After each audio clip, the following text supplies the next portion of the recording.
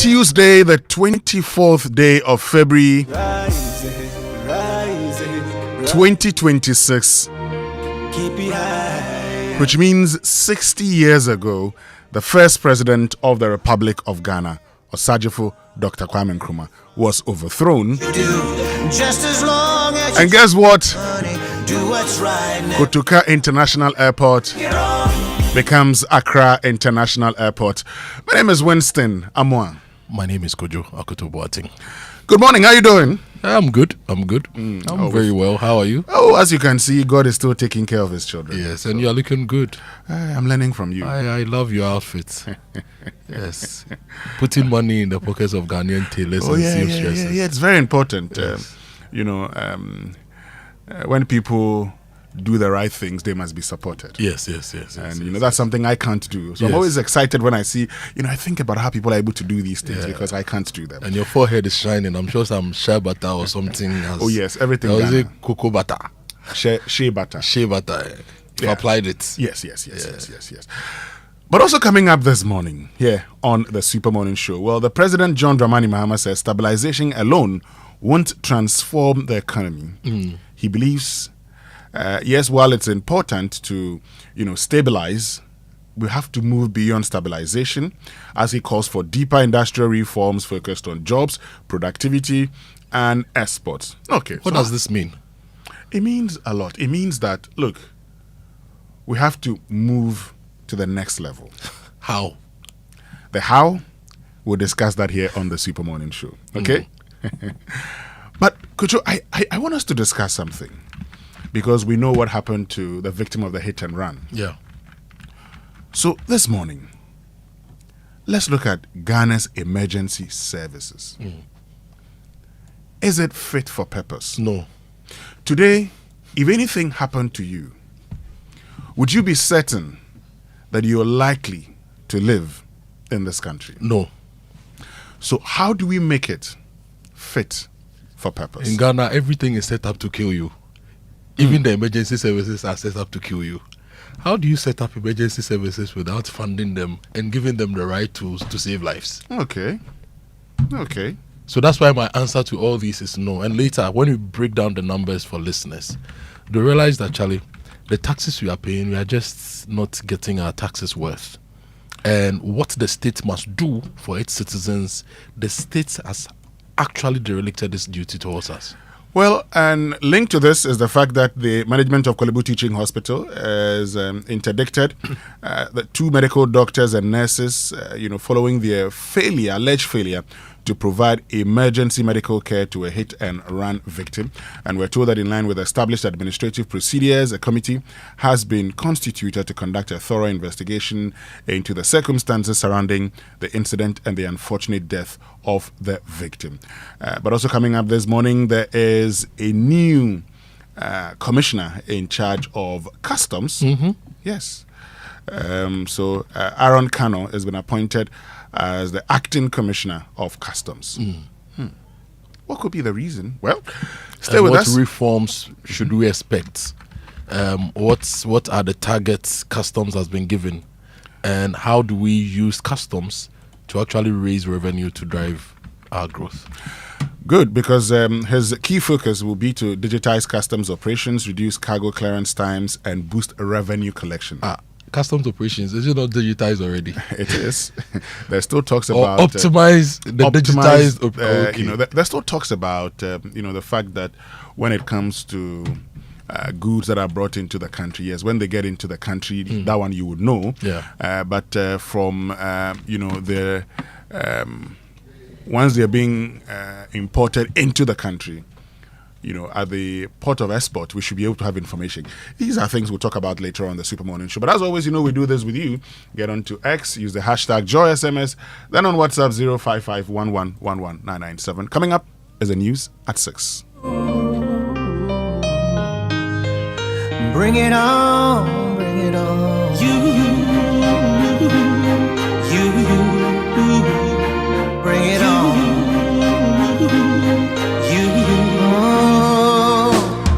Life know the sweet though, hey. If some people know they hate you, so use the number 6 and calculate. You go see see the ratio. The beef self na me do, whether na asu them relate to. So bring your own crayfish, we go mix so, oh Lord. Shane and them talk say we no go blow.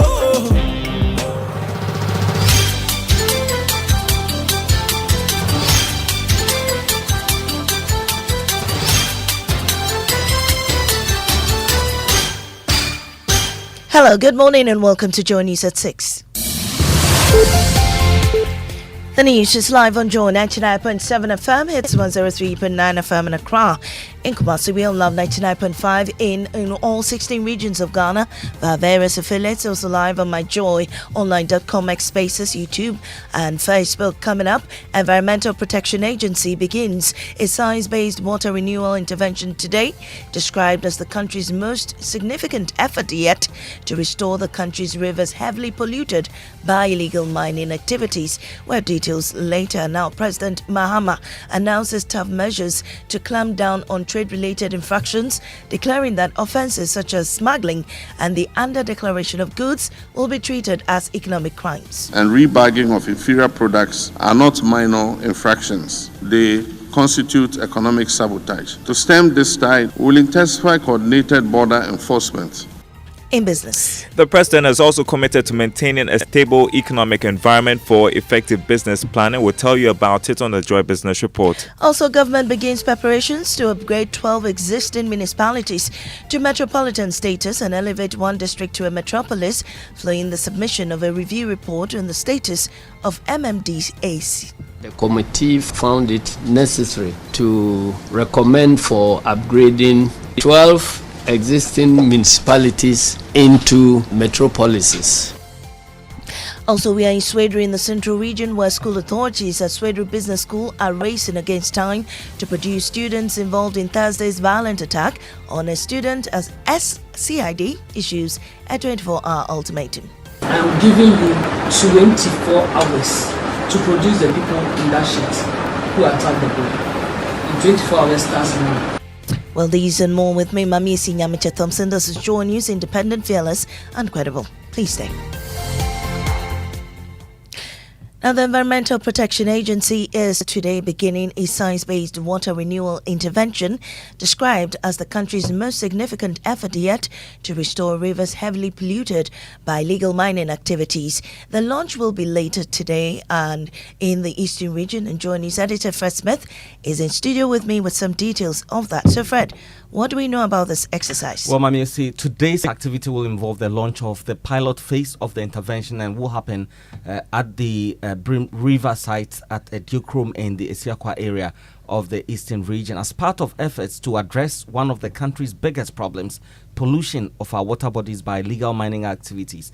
And this initiative will test science-based methods to restore degraded river systems, and they're doing this together with some key institutions, including Ghana Water Limited and the Water Resources Commission. Also, the pilot intervention is designed to demonstrate practical, scientifically guided methods for restoring degraded river systems and strengthening long-term water resource management. Thank you, Fred Smith. Now, President John Mahama has described smuggling and the under-declaration of goods as economic sabotage, warning that such acts severely undermine Ghana's economy. Speaking at the Presidential Private Sector Dialogue on Monday, he announced that trade-related infractions will now be treated as economic crimes, with any public officer found complicit to be dismissed and prosecuted. His remarks follows a joint operation by the Ghana Revenue Authority and National Security, which led to the seizure of trucks linked to a tax evasion scheme estimated at 85 million Ghana cedis. Smuggling, under declaration, counterfeit goods, and rebagging of inferior products are not minor infractions. They constitute economic sabotage. To stem this tide and protect our fledgling manufacturing sector, we will intensify coordinated border enforcement, treat trade infractions as economic crimes, dismiss and prosecute public officers found culpable, deploy technology-driven customs surveillance solutions, and rigorously enforce product standards. This government is determined to protect Ghanaian enterprises so they can thrive and grow. Government is set to upgrade 12 existing municipalities into metropolitan assemblies and one district into a metropolis as part of efforts to strengthen decentralization and improve service delivery. The recommendations are detailed in a report officially submitted to the Ministry of Local Government, Chieftaincy and Religious Affairs by a committee tasked with reviewing the status of MMDAs.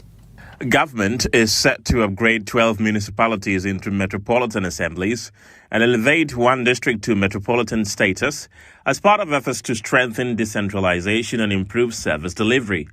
The recommendation is contained in a report submitted to the Ministry of Local Government, Chieftaincy and Religious Affairs by a committee tasked to review the status of metropolitan, municipal and district assemblies.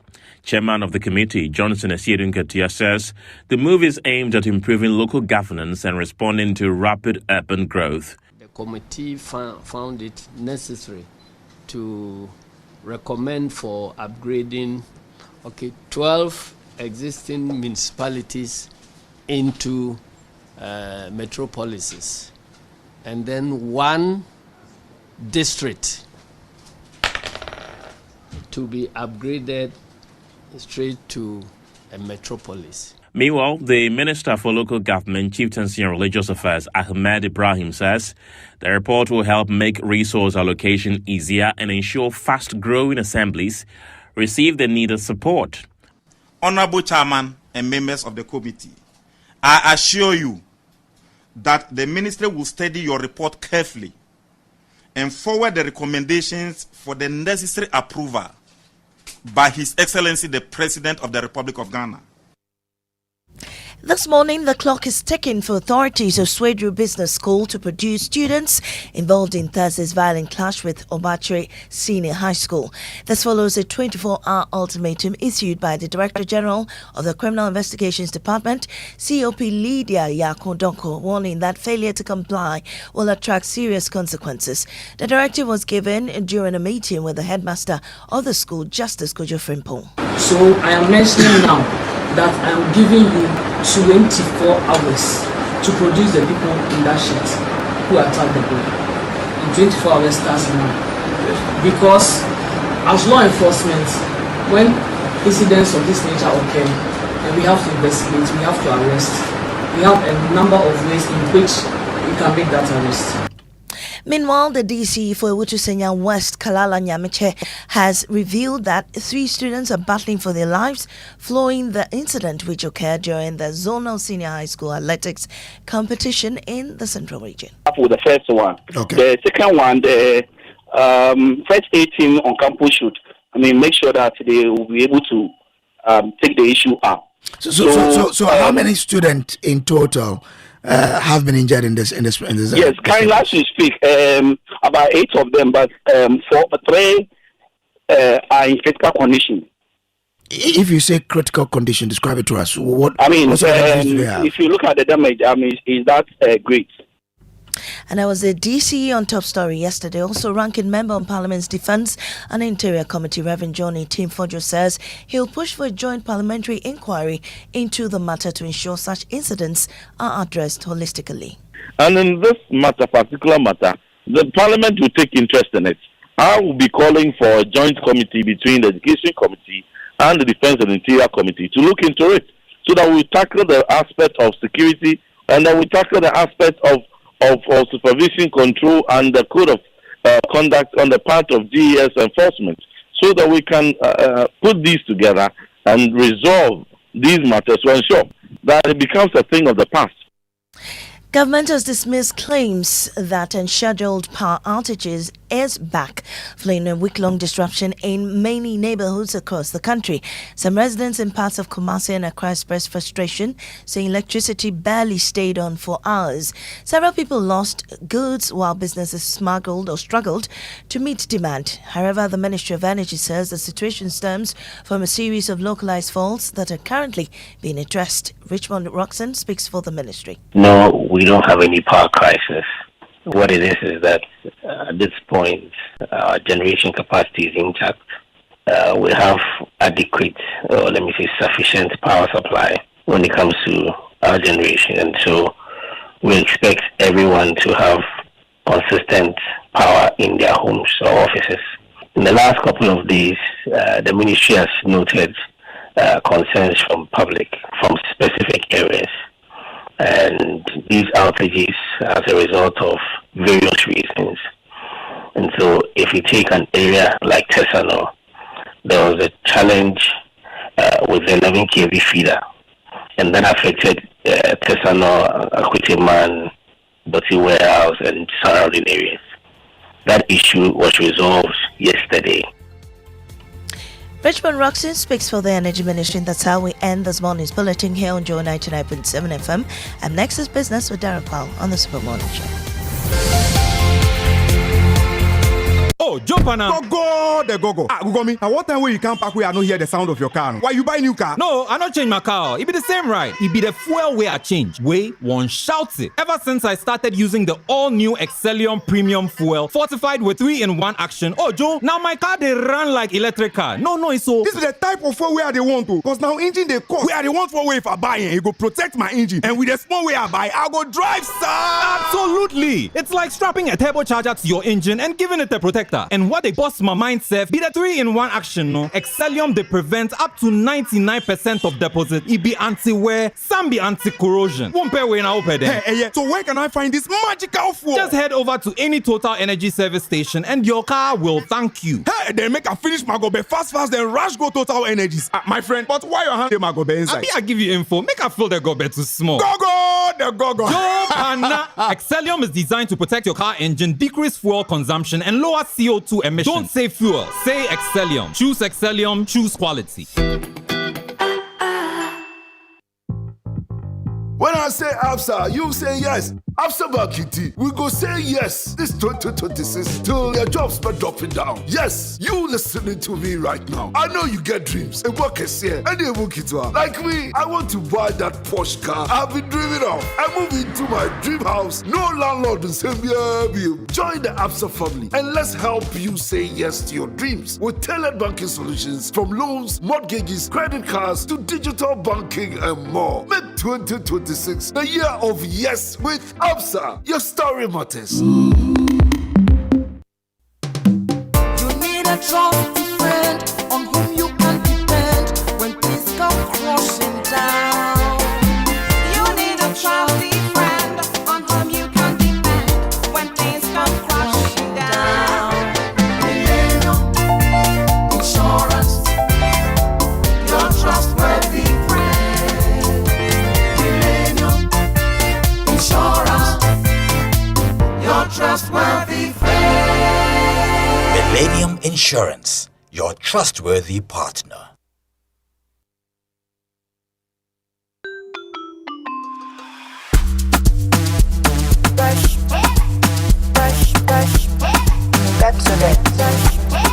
That's it.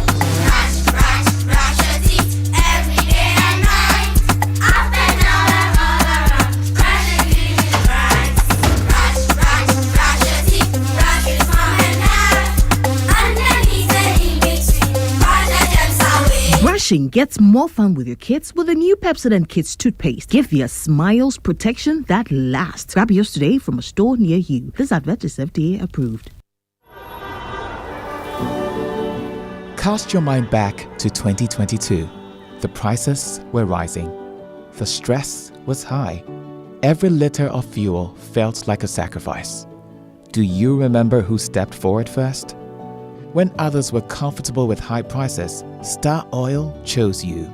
We cut our own profits so you could keep your AC on, keep your engines running, and keep your life moving without the heavy burden. We gave you room to breathe when things felt tight. Because of you, our star savers, we became number one. Today, the pumps are a battleground. Others are finally cutting prices because they have to. But Star Oil, we do it because we want to. Don't just chase a price, remember a friendship. We were there for you then, and with new innovations coming your way, we are here for you now. Star Oil, still quality and affordable fuels for all.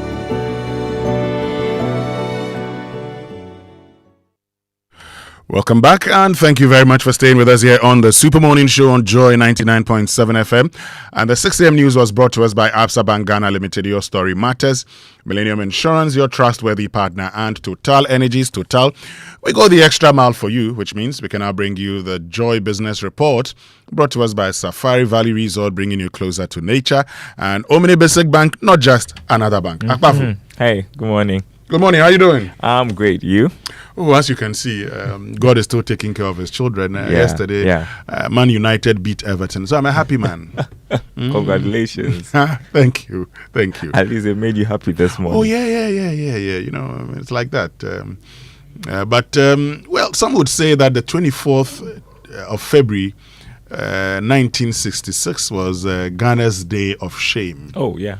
Because that's when Osajifo Kwame Nkrumah was overthrown, the first president of the Republic of Ghana. And just yesterday, we saw the statement from the Ministry of Transport that, the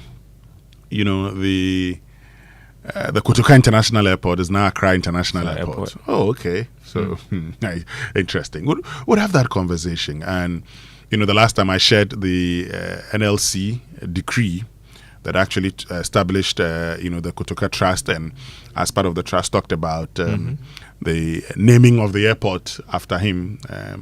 In 1972, also in Parliament, there was an act of Parliament that did that. So we'll see. It'll be interesting. Ghana's Day of Shame. It is, eh? You think that's Ghana's Day of Shame?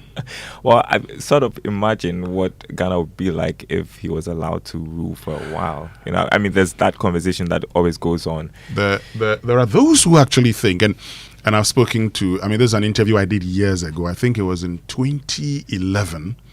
I spoke to Owusu Efriye Akoto then, and he said, he's the son of Bafose Akoto. Okay. And he said that the 24th of February, 1966, was one of the happiest days of his life. Oh. Yes. Why? Because his father was in jail under the PDA. Okay, Preventive Detentions Act, PDA. So for him, that is one of the happiest moments of his life. I remember I spoke to Boydo. He was a young guy who was imprisoned also. And they would also tell you why they were excited by that. Well, I guess there were some excesses. I don't know. Yeah. Maybe. Yeah. Maybe. But Darryl, this morning I want us to have a very important conversation. And I want us to talk about our emergency services in this country. Look, was it last year when I was very ill? I got someone around 2 a.m. to come and pick me. I didn't even try calling an ambulance. Now I was going to ask you, do we even have emergency services in this country? Because you see, in a country where even ambulance it becomes a partisan issue. So we say one constituency, one ambulance. Okay. But today, if you found yourself in a health emergency, what are your chances of survival? No chance, probably. Yeah. Probably. Most likely. We've seen the issue. Just yesterday, Kalibu issued a statement interdicting the two medical doctors and nurses who didn't for not caring for the victim of a hit and run driver. So this morning, we're going to start from the ambulance service to the hospital. Our focus is on Ghana's emergency services. Is it fit for purpose? Kojo Boateng said this morning that in Ghana, everything is set up to kill you. Unfortunate. Should that be the case? Yesterday, we were here with the interventional cardiologist, Professor Nicholas Osei-Jenning, and he talked about the fact that, look, in healthcare delivery everywhere in the world, not the best. But the chances of survival in other places probably higher than what we have here. Why should that be the case? And that's a conversation we're having here on the Super Morning Show. But there's also a new commissioner of customs, Aaron Kano, the president has appointed him as acting commissioner of customs. What does he bring on board, and what are some of the challenges facing him? What must he do to ensure that we get things right? Because, of course, as always, as expected, revenue. Which means we can get into the trumpet for this morning, Daryl. Well, let's encourage a new commissioner of customs, right? Okay. Yeah, welcome to your new job, and we are wishing you all the best. So this morning, for the new commissioner of customs, Aaron Kano, you say? Trumpets.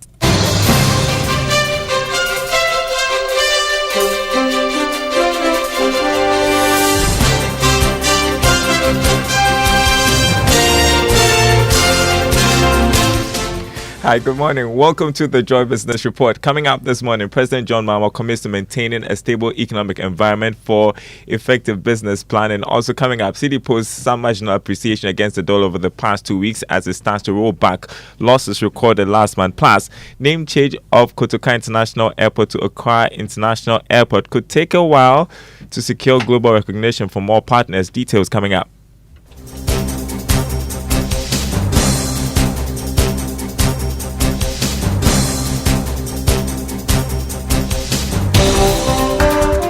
My name is Daryl Kwal. Thanks for joining us. Hello to our friends listening from Koforidon KTU Radio. President John Mahama has given firm assurance that his government is committed to maintaining a stable macroeconomic environment for effective business planning. The president gave the assurance in the latest presidential dialogue with the private sector. The turbulence in macroeconomic policy affects your businesses. We must maintain regulatory clarity. Regulations must be clear and simple and not intended to obstruct private business. We must look at the whole structure of industrial financing and apply industrial financing reform. We must enforce fair trade, so fair trade enforcement. Government also commits to improving infrastructure, including the roads, utilities, power, water, so that the private sector and industry can expand and thrive. Meanwhile, the president is proposing different utility pricing plan for industries as part of efforts to make the manufacturing sector competitive. Industrial tariffs in Ghana remain uncompetitive relative to our regional peers. No industrial nation thrives under structurally high costs of power. This administration will accelerate energy sector debt, particularly in renewables, introduce differentiated off-peak industrial tariffs, improve transmission efficiency. Energy reform is not optional. It is foundational to Ghana's industrial takeoff. The same applies to water supply for manufacturing. We must reform the water sector and include private sector participation in the supply of industrial water. You heard President John Mahama there. The city has started posting some marginal gains against the dollar after losses recorded last month. This is based on fresh data we have picked up from some of the commercial banks. Details in the following report. In the first week of February, the city's year-to-date depreciation against the dollar stood at almost 5%. However, new data that we have picked up from the market, based on quotes from the commercial banks, show that it now stands at a little over 3%. The local currency has even started posting some marginal weekly appreciation against the dollar. For instance, last week, the city appreciated by almost 1% against the dollar. It is not clear for now in terms of the official reason for this sudden turnaround. However, some industry watchers think that the regular market intervention by the Bank of Ghana, while some also believe that demand from businesses have slowed over the past 2 weeks. For some, if the Bank of Ghana is able to deal with this perennial pressure in the first quarter of this year, then maybe the rest of the year could be described as cool-chop in terms of managing the demand and the city's performance for the rest of this year. Turning to other news, economist Professor Peter Korte is advocating the establishment of a sinking fund to retire debts of cocoa board in the long term. He argues the plan to always borrow to fund cocoa beans purchase is not sustainable and will compound the debt of the cocoa sector regulator. Cocoa board is currently said to be indebted to the tune of 17.8 billion in loans coupled with operational liabilities. Speaking to Joy Business, Professor Korte recommended the creation of a special fund to gradually retire the debt. By now, we should have had a fund. It could be a sinking fund or whatever name you call it, or in the endowment fund or whatever, and be putting money in over time. If we had started that by now, we wouldn't be borrowing. With the interest cost alone is significant. And we have to avoid this going into the future. We should also stop the idea of always going to borrow to finance cocoa. You see, when you are borrowing, you are paying interest. And basically, you are funding somebody, funding another organization, another country. Borrowing shouldn't be the way. I mean, we've had cocoa for decades. Economist Professor Peter Korte. Now, Economist Professor Seram Kao is urging government to exercise some caution despite recent economic gains. It's coming after the Finance Ministry in a statement highlighted major economic turnaround since assuming office. Professor Kao says there is the need for government to tread cautiously during these times. We can say that we have turned around the corner, but it is too early to say that we have turned around the corner totally when our revenue mobilization is still problematic, when our infrastructure development is still under consideration. Those things have to come on board. We are too early to say that we have turned around the corner when we still have politicians who have also not agreed totally to the reset agenda by the President John Dramani Mahama. And so we still need to be on them. With the Finance Ministry needs to ensure that the right things are done. Revenue loopholes are still open. They must be closed. And then our taxes must be used for the right things over time. Economist Professor Seram Kao, you're listening to the Joy Business Report.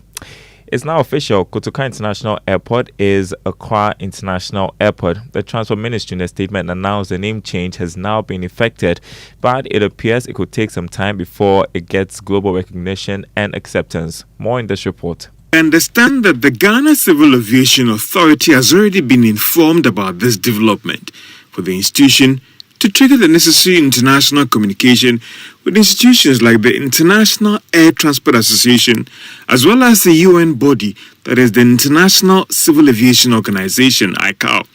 Now, all these communications are critical before the name change will be recognized globally, because there are certain specific protocols that needs to be followed. These international bodies will then communicate this development to all the relevant international global agencies, including the airlines. Another good development is that Ghana is ready to maintain the initials ACC as code for the country, whilst ICAO would also identify Ghana as the initials as DGAA. All these could fast-track the process for Ghana. Again, another thing that we have just picked up is that we are yet to finalize the necessary changes in Parliament to repeal the initial law that changed the Accra International Airport to Kotoka. Now, that is something ICAO will be demanding, that the name change should have a national agreement. So even though we've changed the name locally, that process required to get the documentations done, to get the international recognition and acceptance, has now just kicked off. Tax expert Francis Timobo is urging government to be heavy on compliance to help improve the revenue situation for this year. It's coming after new data showed that government missed out on a revenue target for the first 11 months of the year. Mr. Boy tells Joy Business this could be one of the surest ways to turn things around. We should target high yield areas. So take, for example, the VAT, tightening invoice compliance, enforcing filing. We've seen some fantastic improvements or some strategies where the GRA is trying to reduce fake input claim regarding the VAT. We've also seen some education going on, even though we hope to see more of those. Again, customs, we are seeing some improvement. Recently, we heard of some interception of some goods that were about to evade taxes, and these are very good compliance measures that government should continue. You had the thoughts of tax expert Francis Timoboy on a government missing out its revenue target for the first 11 months of last year. Now, food and beverage firms have revealed that the import ban of cocoa cooking oil through the Apao border is a life-saving measure for many of the businesses. Now, Finance Minister Dr. Kansela Tuforsen this week announced a ban after tax authorities managed to stop the smuggling of more than 80 million cedis worth of cooking oil. John Awuni is chairman of the association. Indeed, for several years, this influx of transit goods through the land borders has posed serious challenges to legitimate businesses, undermined local manufacturing, distorted market competition, and import ecosystem, particularly within the food and beverages sector, where unregulated inflows of goods have had severe implications for local producers and the formal sector operators. While we commend this important action at the flower border, we respectfully urge the government of Ghana, and for that matter, the Ghana Revenue Authority, to extend this directive to all other land borders across the country without exception. Limiting such enforcement to a single border risks diversion of transit goods to other entry points, thereby defeating the policy's intended objective. We had a chairman of the Food and Beverages Association of Ghana, John Awuni. Before we go, a look at the markets for you this morning. On the commodity market, crude oil trading at $71 a barrel. Gold lost $56. Open trading at $5,170 an ounce. Cocoa selling at $3,103 a ton after losing $75. On the currency market, the dollar going for 11 cedis 20 pesos. That's what banks are offering their clients. The British pound 15 cedis 20 pesos. The euro going for 13 cedis 23 pesos. The forex bureaus quoting the dollar at 11 cedis 95 pesos. More news on our website myjournline.com/business. My name is Darryl Kwao. Thanks for listening. The Super Morning Show continues. Here's Winston in his political suit. Oh, what's the agenda for today? Oh, nothing. Work. Yeah. Well, a colleague texted me as we're talking about the issue with emergency services in this country. He says, we are not angry enough in this country. Yeah. Oh, okay. He believes that the citizens should still speak out more about this and get things fixed. It's been how many years since we got independence? We don't have emergency services running aptly. You see, look, we need to fix a lot of things. And emergency service is one of the things we need to fix. Years ago, we had gone for a program, okay? And one of our friends got involved in an accident. He was taken to the hospital. And while there, we made arrangements to bring him to 37. Now, when we called an ambulance, the first question he asked was, have you made sure that they have a bed for him? Oh, yeah. Sorry. We said, didn't mean to. That sounds funny in my ears. Really? He said, yes. Because if I move, I must make sure that when I get there, he has a place to sleep. Otherwise, we can't leave him in the ambulance forever. So make sure that there's a bed and give me the number of the person I need to talk to when I get there. And that is when this whole concept of a no bed dawned on me. And I actually realized that, look, this is more serious than we sometimes make it. This guy was in a bad state, needed to be brought to Accra. So our CEO at the time, in my previous life, had to start making calls.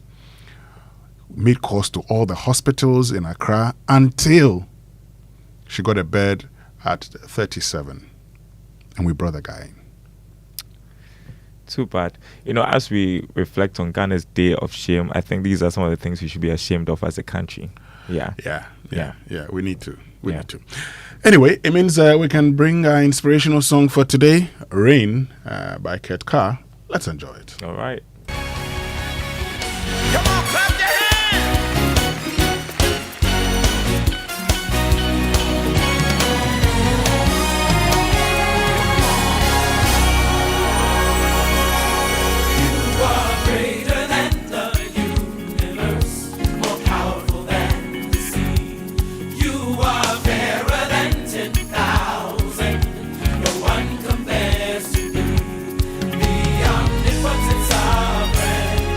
Stronger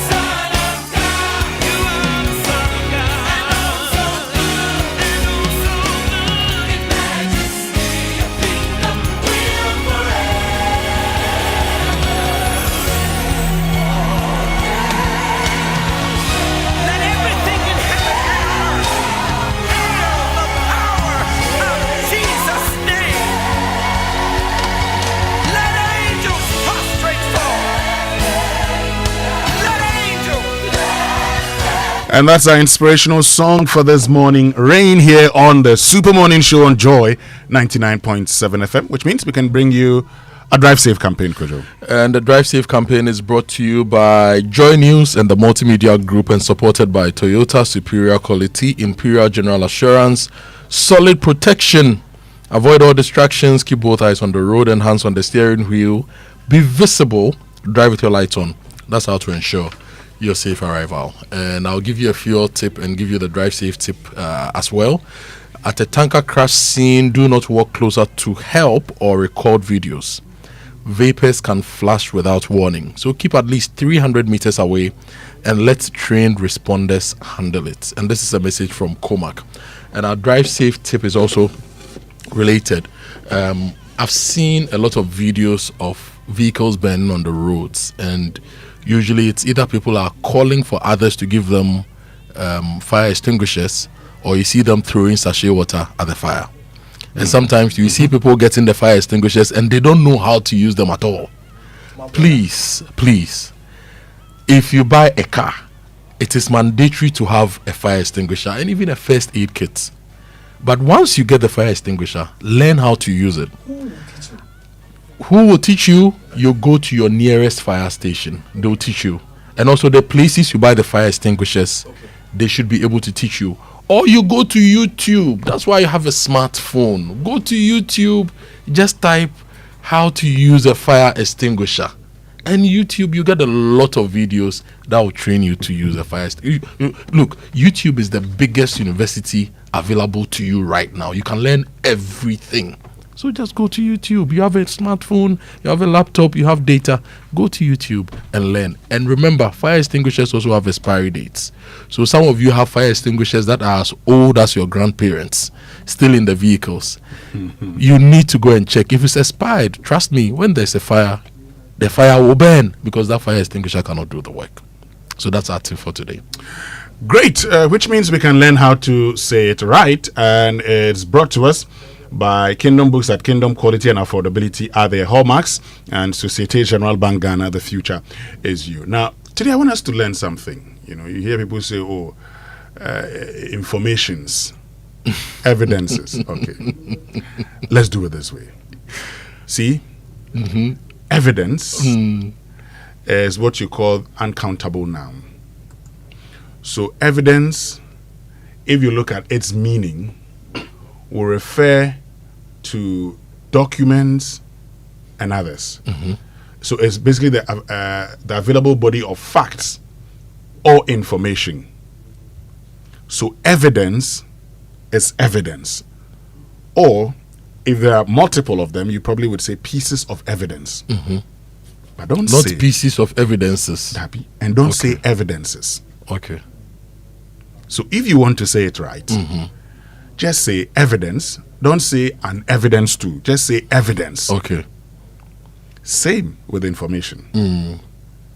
Okay. So that is definitely how to say it right. So now that you know, when I hear people calling me Teacher Kofi, I'm like, anyway.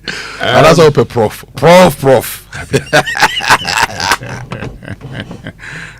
You know, Prof. And now what you said, teacher Naya. Teacher Kofi. You know, when you come from a rural area, teacher is the most important title. Yes, every week everybody brought there.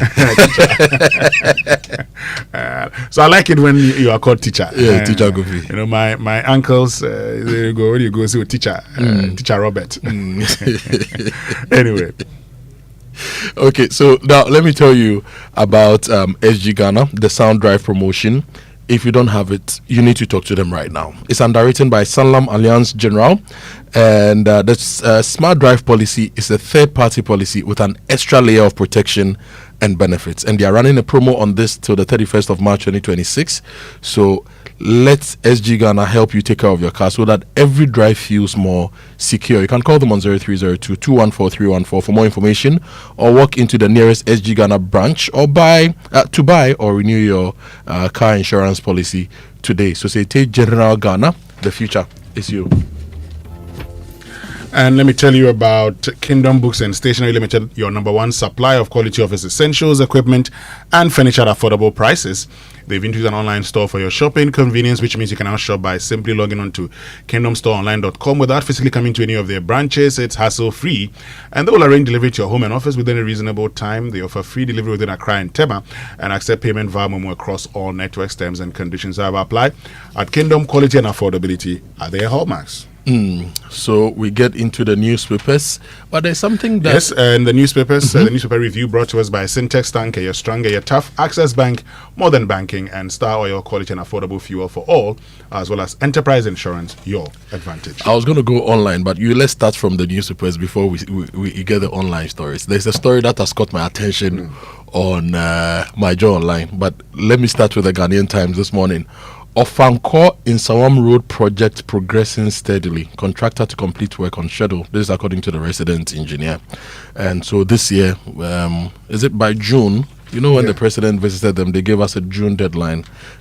We should see. I'll give you details of the story later. But by the end of this year, that road should be completed, and we should be using that road. So, so July 2024. It was initially scheduled for a July 2024 completion, but now it's been extended to July 2026. So by July 2026, we should be driving on that road without any challenges. Illegal mining. Asante Hine urges government to adopt measures to preserve water bodies. And GES suspends inter-school sports in the Central Region as police probes incident. And 4 arrested in deadly Oshim Tigo Junction robbery in Kumasi. Okay, so let's get to the Daily Graphic. Kotoka International Airport reverts to Accra International Airport. Government should enable economy, not control it. Minority leader. Economy Post fastest turnaround. And 40 Ghanaian languages face extinction. 40 Ghanaian languages. 40. Face extinction. Yes. Wow. And teacher licensure exam not cancelled. NTC. Back page, government to roll out specialist nursing programs to tackle skills gap. And ministers visit injured tomato merchants at hospital. Assure them of support. I didn't give you the back page of the Ghanaian Times, so let me give you the back page. Please do. Vice President donates to Cape Coast Central Mosque. And the items included bags of rice, bottled water, cartons of milk, and boxes of detergents. And they were presented on her behalf by the Member of Parliament for Cape Coast North. Media, all I want to know is that the bags of rice, what brand of rice is it? Is it Ghana rice? It has to. That's all I want to know. The bags of rice. So the Office of the Vice President, you are listening. You have presented bags of rice to the Cape Coast Central Mosque. Last year you presented rice. Is it Ghana rice? Based on the Super Morning Show's calculation, the Eid weekend for this year will be consuming about 50 million Ghana cedis of rice. Politicians, the government, state institutions will be donating rice. Have you ordered your Ghana rice? Or you are bringing in imported rice to kill our market? So, Vice President, Prof, you've donated rice. Is it Ghana rice? Please share evidence that it is Ghana rice so that we know that you are walking the talk. Now, I'll take you to the Economic Times. Dr. Siama Esiedun Ketia, others mourn late Economic Times editor Elom Desewu. And there's a photo of these dignitaries who attended the funeral. And falling global prices set off new alarm bells for Ghana's cocoa pricing regime. And Energy Commission Board set to revolutionize Ghana's EV landscape with new regulations. Now, the overseer for this morning says Ghana records strong fiscal recovery in 2025. Debt falls by 82 billion cedis. Conflict of interest at Cocoa Board as Sifua demands Ato Boateng steps aside. Mahama appoints Aaron Kano as acting customs commissioner at GRA. National Women's Ministries delegation pays courtesy call on gender minister. And a sad story here. Bongo DCE dies after short illness. May his soul rest in peace. And Central Region, GES suspends all inter-school sports after student clash at zonal competition. And if you go to the new finder, gold surges past $5,160 as investors flock to safe haven assets. Ofosudote predicted this at the Crystal Ball, and it is happening live and colored. Now, on culture and heritage, Akable highlights the spiritual power of high life across Africa. And as we get ready for the Ghana month, there are a lot of interesting conversations that we are going to have here on the Super Morning Show. Now, lack of budgeting culture driving households into financial distress, and weak consumption, high unemployment threaten Ghana's recovery. This according to a data bank research. The insight for today says, all set for Ghana's day of shame today. Progressive Pan-Africanists to speak at a public forum on Nkrumah's overthrow. Another story says, day of shame, Nkrumah and the struggle for freedom. And 60 years on, exposing the anti-Nkrumah lies, falsehood, and the vile propaganda. Kotoka no more, Ghana restores Accra International Airport. So the insight whose managing news editor is Kwesi Pratt Jr. Dedicated the whole front page to the memory of Ghana's first president, Osajifo Dr. Kwame Nkrumah. Anyway, then we can go online. Yes, the online news review brought to us by Zenith Bank in your best interest. My Joe Online, Kotoka International Airport to introduce 3D scanners and shoe removal for passengers. Charlie, this thing, you are traveling at the airport, Charlie, what's tipa, and you get to the scanning bits and you have to remove your shoes, walk barefooted before you wear your shoe and continue. And I'll tell you what I've done before. One day I was wearing my native sandals, so when I got to then I said, hey, other person to me if you are dear son, to me like, oh no. So they took me to a room, a separate room. Yes. And they came for the Hinima and went to scan. And I'm like, so now we are going to buy 3D scanners. And Charlie, I've been worried about this for years. You get there and there's a long queue because everybody has removed their shoes and to get scanned. But now we are told we'll get 3D scanners very soon. So in fact, it's the Accra International Airport because the name has changed from Kotoka International Airport to Accra International Airport, from KIA to AIA. Now more stories from my Joe Online. Push them too hard, lose them to private hospitals. NPP MP warns on doctors and rural postings. And Ghanaian artist sets Guinness record with leaf prints. This is a good one. Mahama urges private sector participation in industrial water supply reforms. And 127 of 318 ambulances grounded as fleet ages. National Ambulance Service official reviews. And if you look at the numbers, we started the ambulance service in 2004 with 9 ambulances after the May 9th issues and all those things. At a point by 2017-2018, we only had just about 50 ambulances after we had procured ambulances through some foreign grants and all those things. And we increased our fleet to 356 if you look at the procurement trajectory. But the ambulance service had only about 318. Now, out of these 318 ambulances, 127 have been grounded. So we have only just about 60% of the ambulances in the fleet of the Ghana Ambulance Service, which can save lives. So we'll give you more details on the ambulance-related issues this morning on the show. And more stories from my Joy Online. Energy Ministry clarifies power interruptions, and they say this is not load shedding, this is routine maintenance activities. And cutting doctors off payroll won't fix rural crisis, NPP MP tells Health Minister. We can go to citynewsroom.com now. Cement manufacturers warn of price hike over clinker delays at port. There's a photo of the manufacturers with the Minister of Trade. And IMF lifts Africa growth forecast. Ghana others set for expansion. And tomato prices soar in Accra after Burkina Faso attacks. But the tomato prices, if you look at the cost of tomato farm gates and how we are buying it retail in Accra, it doesn't make sense, Winston. If you look at everything, the price build up and everything, it just doesn't make sense. The price of tomato in Accra, in the face of all these challenges, I think is just too much in Accra. And smuggling and counterfeiting are economic sabotage. President Mahama speaking. So those are stories from citynewsroom.com. Okay. Let's get into the details of the stories in the newspapers then. Yes, the details, the N6 connection from Nsawam and Ofanko will be ready. this year in July 2026, according to the resident engineer. The story is on the center spread of the Ghanaian Times. It says work on the Ofanko and Sawam Road project is progressing steadily, with most of the scope of the work completed. So far, about 80% of the work has been completed, with most parts of the road asphalted. When the roads minister came here, we suggested to him that he should put up a portal on the roads ministry website where we see progress of works on all these public infrastructural works. Winston, you know why? Tell me. The road to my house is being constructed, the Dodua Road. I don't know when it will be fixed, right? But almost every week I go to the mechanic shop because of one problem or the other. Now the latest problem is they've built some speed ramps. Okay, those speed ramps, because they are not properly designed, Charlie, they are breaking our vehicles. They are breaking our bumpers. They are breaking our exhaust. Like every week I have to go and fix something.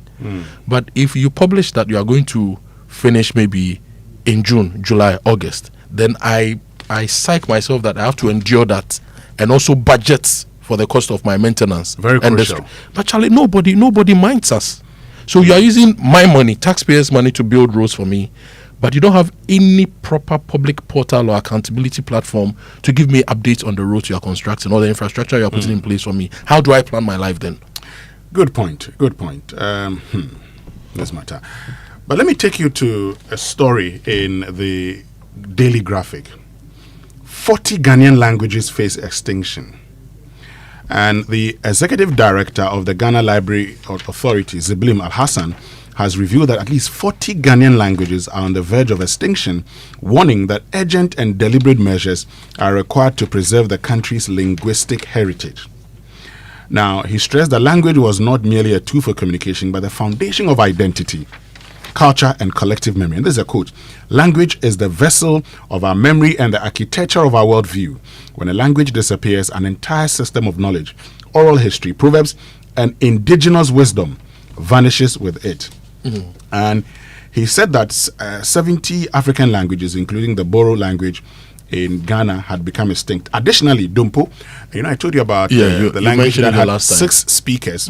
Well, it says Dumpo, once spoken by a hunter-gatherer group in Bono East, is now confirmed extinct, with speakers having shifted largely to Akan.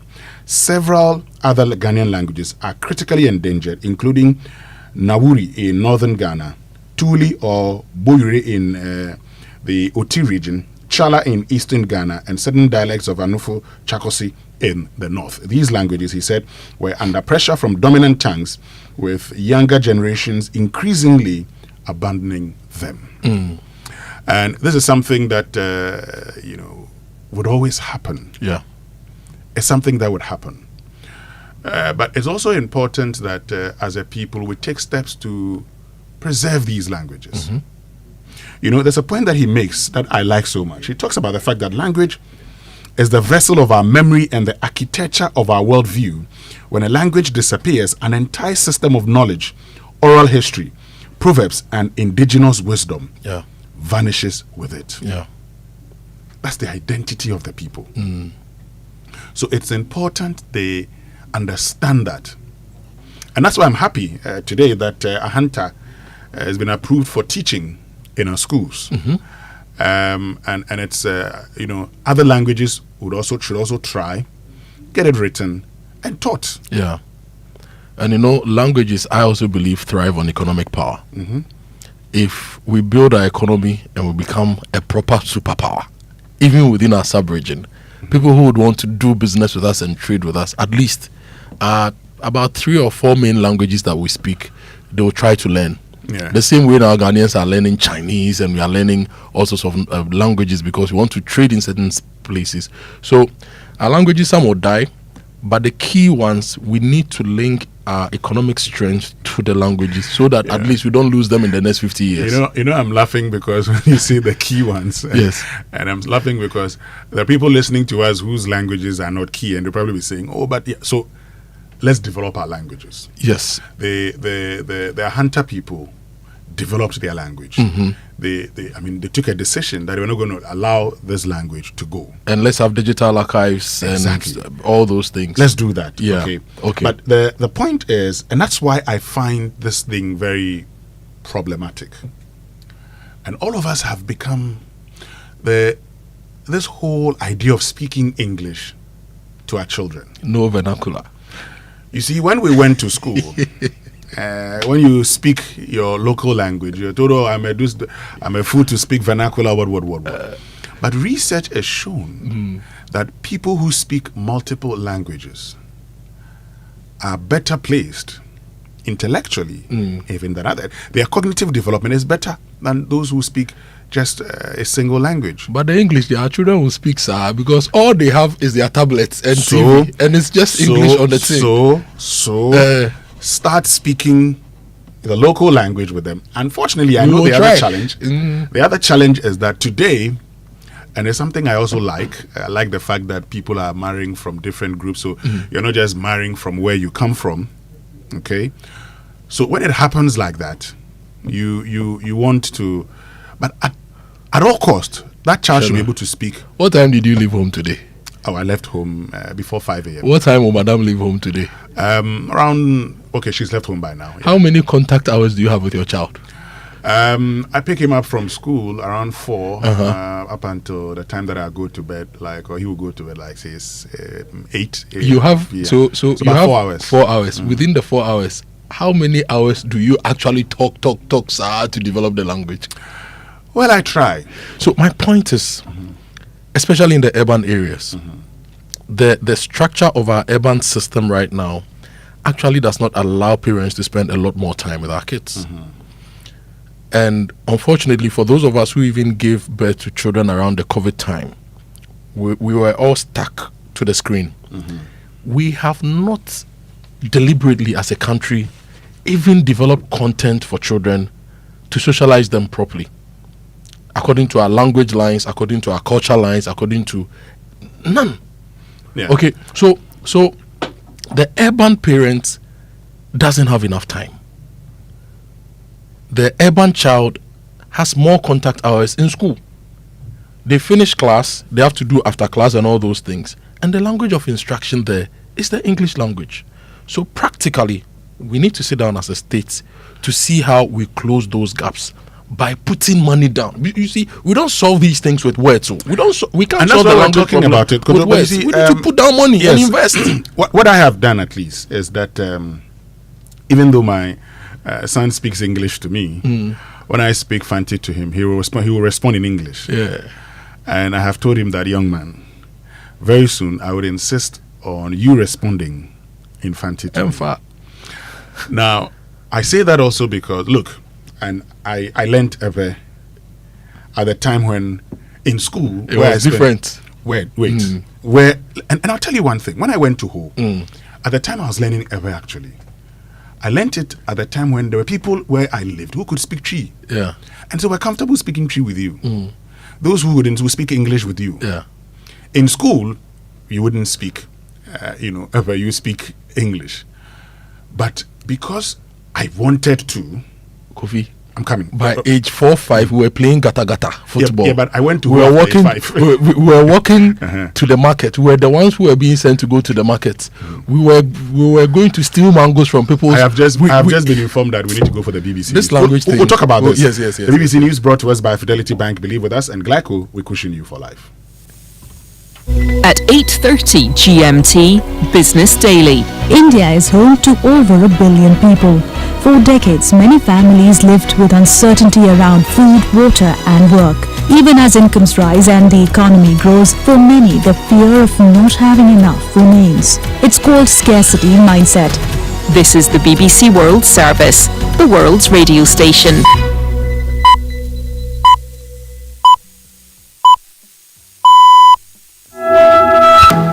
Hello, you're with Newsday from the BBC World Service with Anne Soy in Nairobi and Rob Young in London. On the 4th anniversary of Russia's full-scale invasion of Ukraine, missiles and drone strikes have continued. European political leaders are expected in Kyiv to mark the milestone.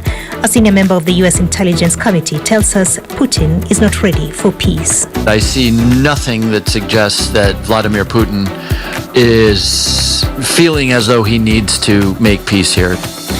We'll also hear from a former Ukrainian Prime Minister on what this anniversary means for him and for the country. And in Mexico, people remain on edge after a wave of violence followed the death of the country's most feared and most wanted drug cartel leaders. I have never seen anything like this. I'm a Mexican citizen, and I mean, you hear things from now and then, but nothing like this. BBC News with Emily Thomas. Russian strikes on Ukraine have continued on the 4th anniversary of the full-scale invasion. Ukrainian officials say 5 people, including a child, were injured and several multi-storey buildings were damaged in drone strikes on the city of Zaporizhia.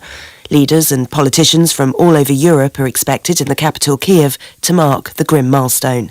Paul Adams reports. There are a handful of ceremonies being held here and there to mark this day. We are going to go in a short while out to Bucha on the edge of Kyiv, which was where the first evidence of Russian atrocities emerged. And a host of dignitaries arriving here in Kyiv, including Ursula von der Leyen, the British Foreign Secretary. There's also going to be a meeting of the so-called Coalition of the Willing somewhere else in Europe. But we don't yet have a prospect of a ceasefire, even though there's going to be another round of negotiations due to take place in Geneva in just a couple of days' time.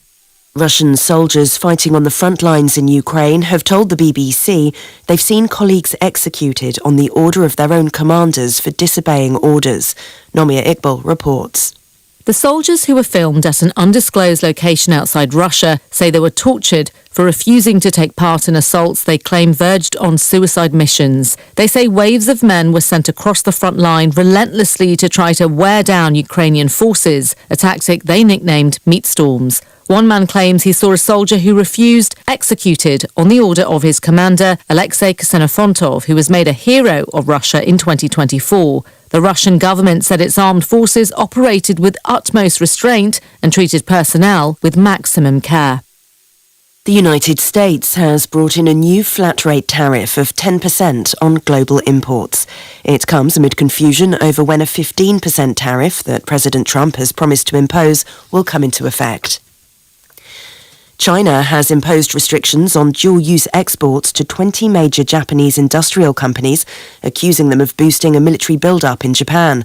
Components which have a civilian application but can also be used in military equipment will either be blocked from sale or require specific clearance for export. More from Stephen McDonnell in Beijing. Japanese industrial giants including Mitsubishi Heavy Industries, Subaru and the country's space agency have had restrictions imposed on what products they can import from China. Beijing has accused Japan of remilitarizing, and now the country's Commerce Ministry has released a list of 20 Japanese entities which are blocked from buying so-called dual-use technologies from China. Details of the specific products have not been released. A further 20 Japanese entities have been put on a watch list, and exporting dual-use items to them requires clearance. The Chinese government said the measures would not hurt normal trade with Japan. World News from the BBC. The authorities in Panama have taken control of 2 ports on the Panama Canal that had been operated by the Hong Kong-based conglomerate CK Hutchinson for more than 2 decades. The move comes as rivalry between the US and China escalates over global trade routes. Calm is returning to Mexico after a weekend of violence following the death in custody of the country's most wanted drug cartel leader. Nemesio Oseguera, known as El Mencho, was wounded in a shootout with soldiers on Sunday and died while being flown to Mexico City, the army said. Will Grant reports from Guadalajara.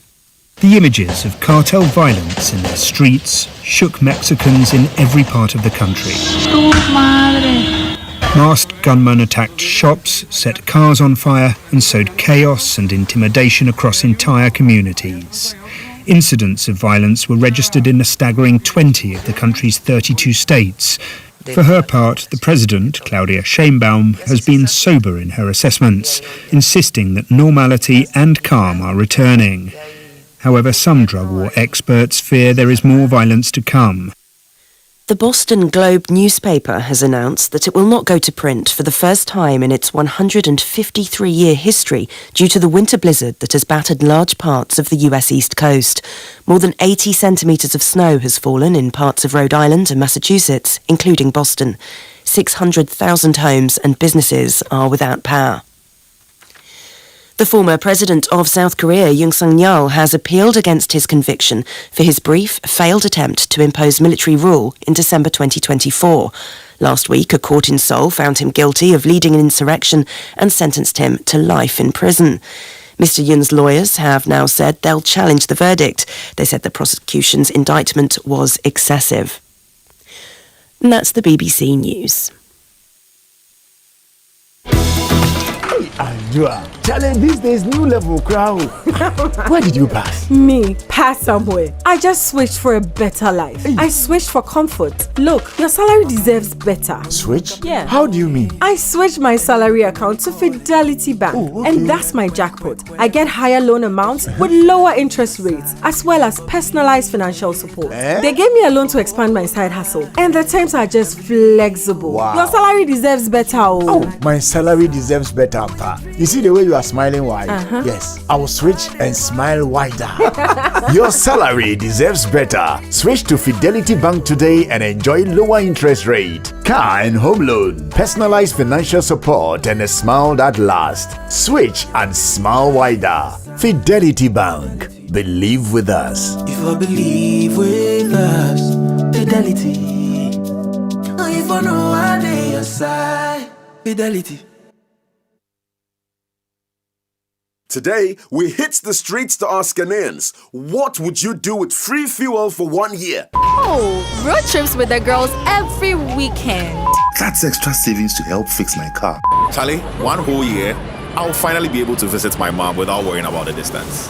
This season, it's feeling after filling from Shell with new and improved fuels so you can do the things you love. Buy 300 Ghana cedis or more worth of new and improved Shell fuels and stand a chance to win. Free fuel for 1 month, 3 months, 6 months, or even 1 year. It's time to try the new and improved Shell fuels with additives that deliver efficiency, cleaning, protection, and performance. Don't miss out. Fill up with new and improved Shell fuels and get rewarded. Promo runs till the 28th of February 2026. T's and C's apply. New and improved Shell fuels. Simply better by far. This promo is regulated by the NLA on the Caritas Lottery platform. Terms and conditions apply. In Tanzania, we say Kalibu, welcome aboard. Looking for unbeatable fares to Tanzania and the world? Air Tanzania now offers direct flights from Accra. Fly with us to Dar es Salaam, Zanzibar, Kilimanjaro, China, Guangzhou, India, Mumbai, Dubai, South Africa, and beyond. Call us on 0246 567 898 and 0542 815 087 or visit our office at Kotoka International Airport, adjacent Airport Post Office. Air Tanzania, the wings of Kilimanjaro. Imagine say, Winston, yeah, parents in the Soka, and it says, Akalako school, or ya deni a panisina, no abe friend mommy, and ane papa, no we didn't teach, wakostu wako discipline, teacher no train a banner year. Look, me son. My dad told me, say, Wuko school, now Wuko Jimmy Wawa. Don't even let him know because only one.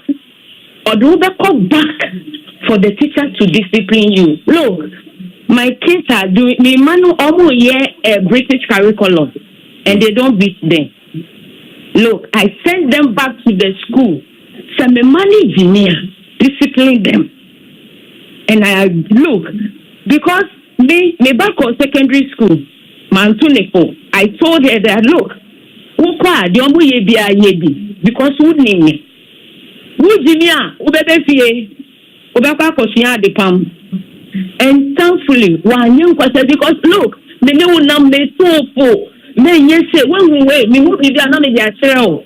Oh, I did way, then ye be Wuko school, and ya fin out the coast to me, Obetanasi, Nama 2. There be caught the Omu ye be a ye be done. Me, ye premier. Ye 2 are member what one and saying political boot teacher. Omuma me soon, temper justice with mercy, and ye down, and ye be me. Until we bring things back to this. No, when we were going to, we were being disciplined. At school, we were being busy. The best pro assembly near Abu, affecting psychology, high. But they say, man, oh, Yambo, and Uncle Annie stray and say they ain't ready or more up.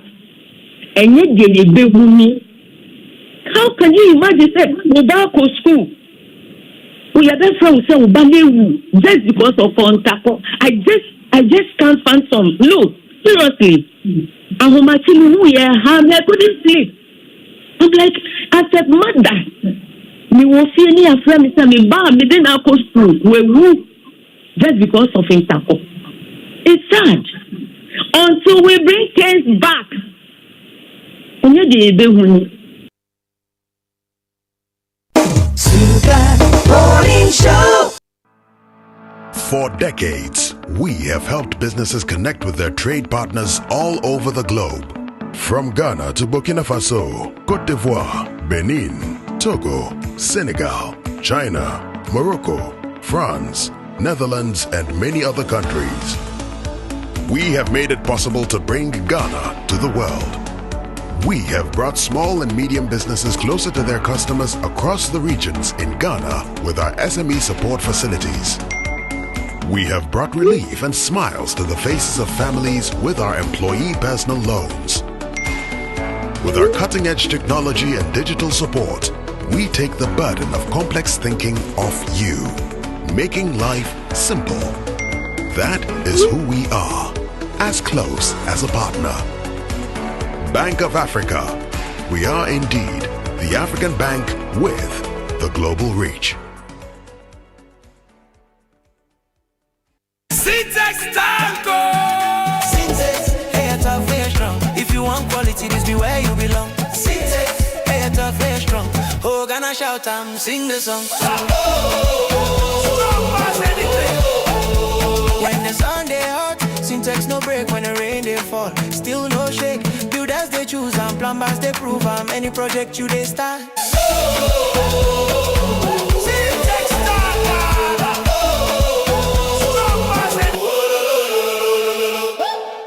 My name is Jonathan, a customer of Enterprise from 2017. Just this January, I bought a new car, so I decided to insure it. And I got a call. I've won a trip to the US for the ultimate football experience. What? I've won? I was shocked. So I have a choice to either go to Mexico, US, or Canada. You could be next, so let's go together.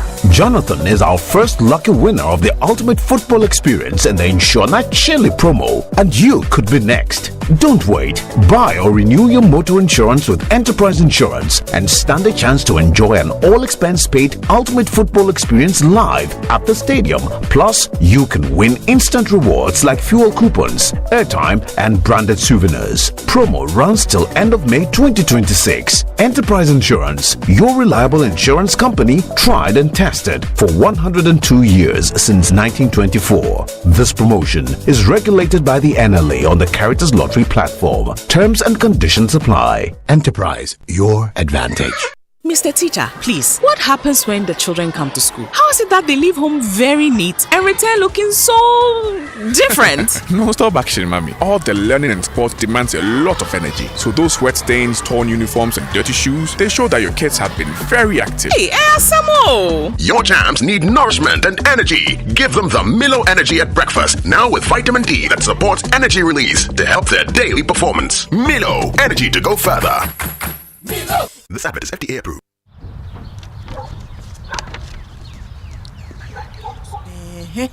Hey, do they want to sack you dry? Why shall tin way? Engagement things and kwenye. Hey, sure. They even added washing machine, fridge, flat screen TV.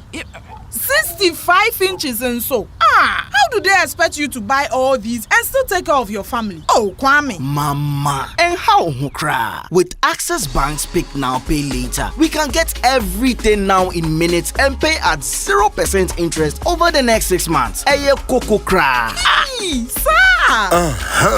Access Bank says faster is here. With a now digitized Pick Now, Pay Later, life's big moments are within reach. Just click, pick, approved in minutes. For more information, call our 24-hour contact center on 0800 00 4400. Terms and conditions apply. Access Bank, more than banking. It's the most action-packed breakfast show in town. The hottest music, the best giveaways, the great interviews, and all the laughter and fun you can imagine. Don't miss the Super Morning Show on Joy 99.7 FM. It's the best breakfast show in town. Coffee in your cup and joy on the set. The Super Morning Show is always the best bet on Joy 99.7 FM.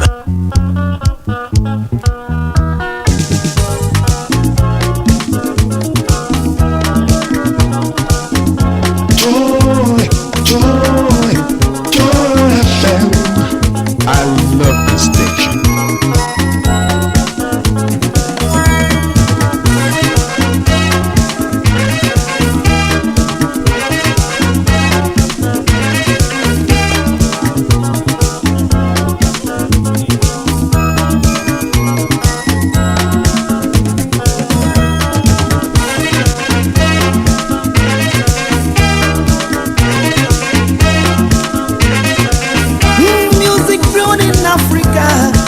Let's enjoy together. Music brewed in Africa. Come, let's enjoy forever. After God is where we need to celebrate. After God is where we need to jubilate. Listen to what they sing and just help me sing. Zing zing, oh yeah. Zing zing, oh yeah. Music goes zing zing, oh yeah. How it zing zing, oh yeah. It will make you rock your body. It will make you move your body. Make you groove your body. I was sing, oh yeah.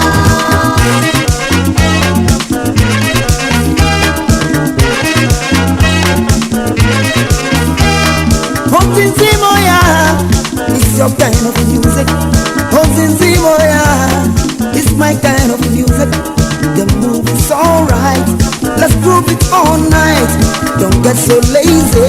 Yes, something so crazy. Listen to what they say and just help me sing. I will sing, oh yeah. I will sing, oh yeah. Music goes sing, oh yeah. I will sing, oh yeah. It will make you move your body. It will make you groove your body. It will make you rock your body. I will sing, oh yeah.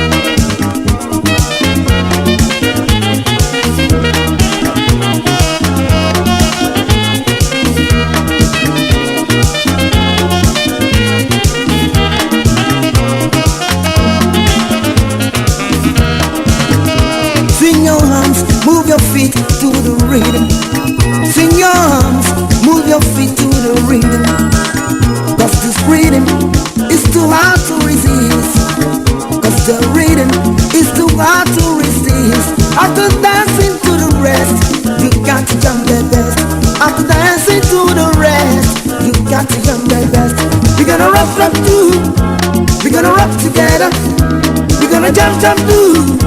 We're gonna rock together. We're gonna rock too. We're gonna rock together. We're gonna jump too. We're gonna rock together.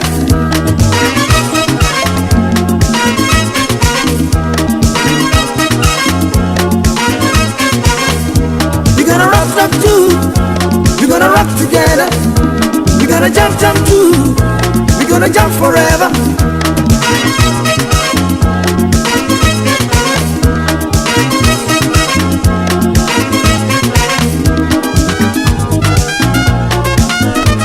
And that's Marriott's International Band with Ozinzim. I like this one. It will make you move your body. It will make you move your body, Ozinzim. Oh, I like that. Charlie, high life, yeah. Be some way.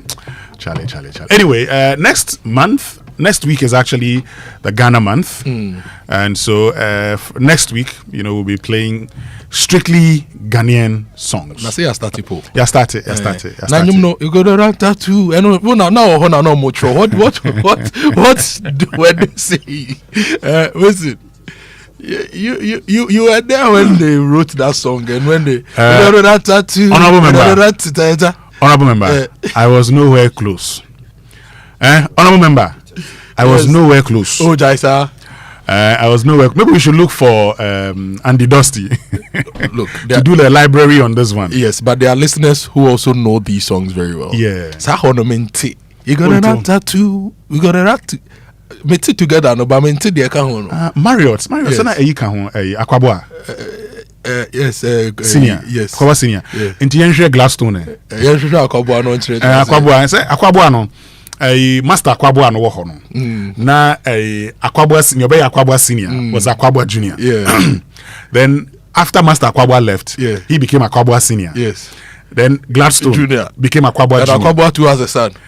So now that the father is passed on, Kojo. he also becomes Akwabwa senior now. Yeah. Okay, so now he's Akwabwa senior. When that Lumba released, Menyamadi did Amoah. I had a friend. He doesn't go Atowini, and Atowini didn't know the language.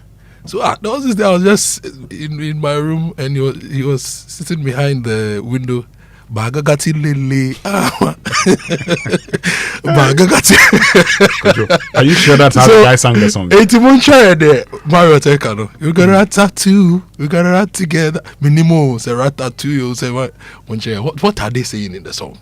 We are losing our languages. We can't lose this lyric. This one, that was Amapino. Oh, okay. Pakofi Nyakon Abranoma says, ancestor, you were there when Ozinzim was being written. Yeah, you were there. Tell us. I wasn't there. And Pakofi Nyakon, since you are the dean of the High Life faculty, maybe you should tell us. Pakofi Nyakon Abranoma is the dean of the High Life faculty. He knows High Life. Okay. Inside out. So maybe he can tell us. Yeah. But anyway, let's enjoy this one. It's your kind of music. It's my kind of music. The move is alright. Let's groove it all night. Don't get so lazy. Yes, something so crazy. Listen to what they say and just help me sing. Music goes in.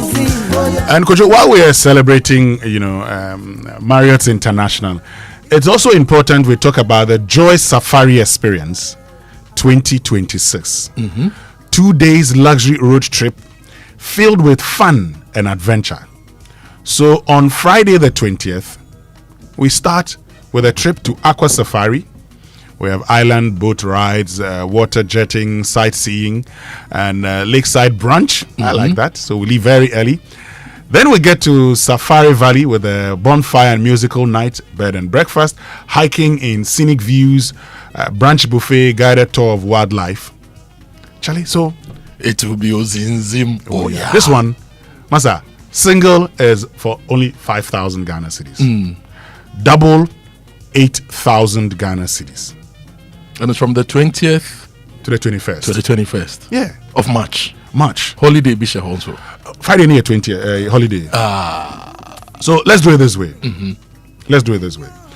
To book your slot, please call this number now or WhatsApp 053 100 3813 0531 003813. So we start with Aqua Safari.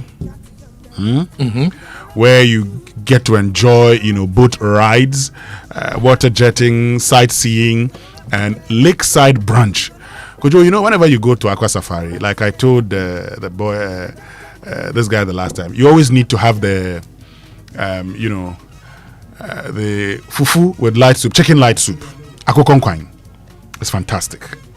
Charlie, that's Aqua Safari Akokonkwine there, Jack. And they have this juice they make with cucumbers, right? It was this lady who introduced me to it, Ohinefa, Letitia Ohinefa. Oh, okay. Charlie, we went there and I was eating my light soup. Kojo, you have to for boxing, for drink with boxing. It was really good. Okay. Yeah. Kojo, Sashimoto from Iraq. Iraq.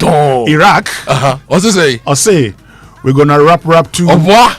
We're gonna rap together. Now we're gonna dance too. We're gonna dance together. Okay, so there you have it. We're gonna rap too. We're gonna rap together. We're gonna dance too. Charlie Shashimoto, oh yeah, guy, what we will send you Akokonkwine. Okay, so let's listen to the song and see whether what Shashimoto says is actually the situation. Listen. Music brewed in Africa, come let's enjoy together. Music brewed in Africa, come let's enjoy forever. After God is where we need to celebrate. After God is where we need to jubilate. Listen to what they sing and just help me sing. Zing zing, oh yeah. Zing zing, oh yeah. Music goes zing zing, oh yeah. How zing zing, oh yeah. It will make you rock your body. It will make you move your body. It will make you groove your body. How zing zing, oh yeah.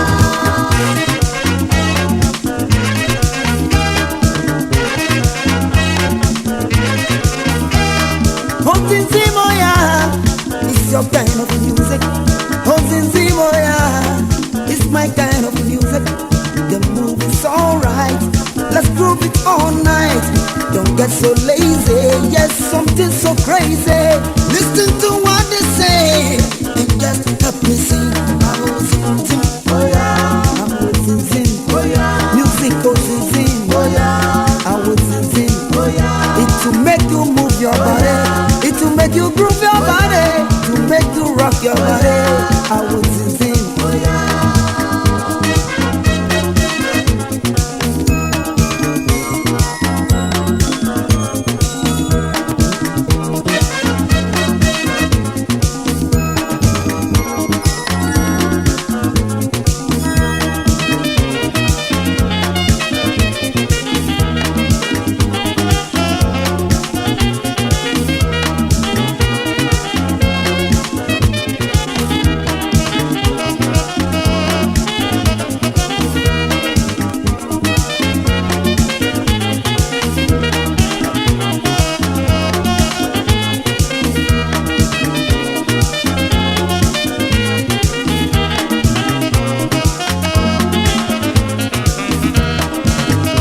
Swing your arms, move your feet to the rhythm.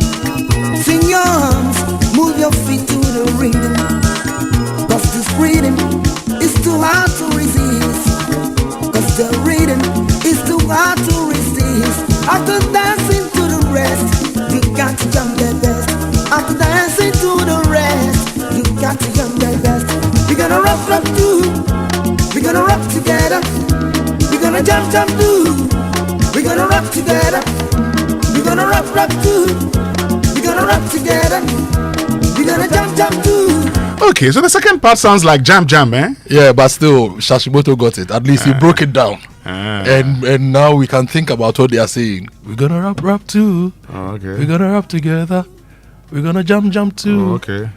There are three dance songs I like. Songs that talk about dancing that I like. This one is one of them. And then Amanziba. Kakamijono, Monjono, that song, and then Achami, Weni Asa Basso, Amount Fawobo, Famebo, Chamebo, Charlie. Ghana music is nice. Anyway, indeed, and Ghana music is too nice. Can't wait for next month, so we talk more about high life and all. But this morning, I want us to have a conversation about emergency services in this country. And when I talked about my experience, that was in 2018. Charlie, you can see your friend who's in need of medical attention, but first you have to wait. And we're around Akosombo. we had to wait for an ambulance from Kufuridia. Now, so this ambulance that we were actually getting from Kufuridia was a private ambulance, okay? So you have to negotiate how much you're going to pay. Then, secondly, you have to then say, I have found a hospital in Accra with a bed. If you don't have one with a bed, they're not coming.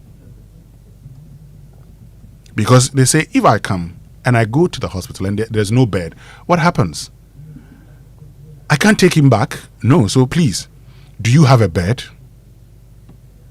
After lots of calls here and there, we finally got a bed. And that person was transported to the hospital. We brought him to 37. Today he's alive, so we thank God for his life. My friend's dad was in a hospital in Ada, and the man was in a critical situation. They needed an ambulance. The ambulance there said it won't move. It was a Ghana National Ambulance. I think they didn't have fuel or something, or it was broken down. Something. They gave some excuses. So we made calls, and we got an ambulance to move from Accra to go to Ada, pick this man up, bring him to Accra. We roamed about 3. This is about 4 years ago as well. We roamed about 3-4 hospitals. Ended up getting a private hospital. They took him in, tried to take care of him. 2 days, the man was gone. The man was gone. And this is a country that says it cares about its citizens, but doesn't put its money where its mouth is. This man who died, the politician who died around Tema, what's his name? P.V. Obing. Yes, P.V. Obing. His final days were in a taxi, wasn't it? Even the current ambulances we have, what work do they do? If you drill down to look at the data, about 80% of their calls are interfacility transfers. So they are called, say, to transfer somebody from 37 to Kalibu. It's not accident scene or emergency response transfers. It's interfacility transfers. That's number one. Number two, how have we resourced the ambulance service as an institution? I remember in 2022, only 29% of their budgetary allocation was released to them. If you treat an institution like this, how do they maintain the fleet? How do they run? Because they're also supposed to be free. And because they are not resourced, when you call the ambulance, sometimes they'll tell you that, Charlie, we don't have fuel. If you buy fuel, they will move. Oh, yeah, they say that too. Yeah, they say that. We don't have fuel. How do we live in a country like this? And when we decide to help the ambulance service, we don't put in place well-structured systems to make it run. We end up making it procurement. Look at ambulance-related procurement scandals we've seen in this country. Just a CKD while lives are at stake. What's wrong with us as a people? And Kofi, when you look at the numbers, look, there's a big problem. It is, Kojo. And I've just seen an article written by, Japion et al., Japion, Siama, Owusu Dabo, Donko, Stewart, Ebel, and Mock. Availability of resources for emergency care at a second-level hospital in Ghana. And this is the resource. Assessment revealed marked deficiencies in many essential items and services. However, several sectors were identified, such as laboratory capacity. Among the unavailable items, some were low cost, such as basic airway supplies, chest tubes, and several emergency medications. Themes from staff responses when asked how to improve emergency included providing periodic training, increased bed numbers in the emergency unit, ensure availability. Okay, let me just get these details. It says ensure availability of essential items and make personal protective equipment available for all staff caring for patients. That's it. And look, let me also share with you.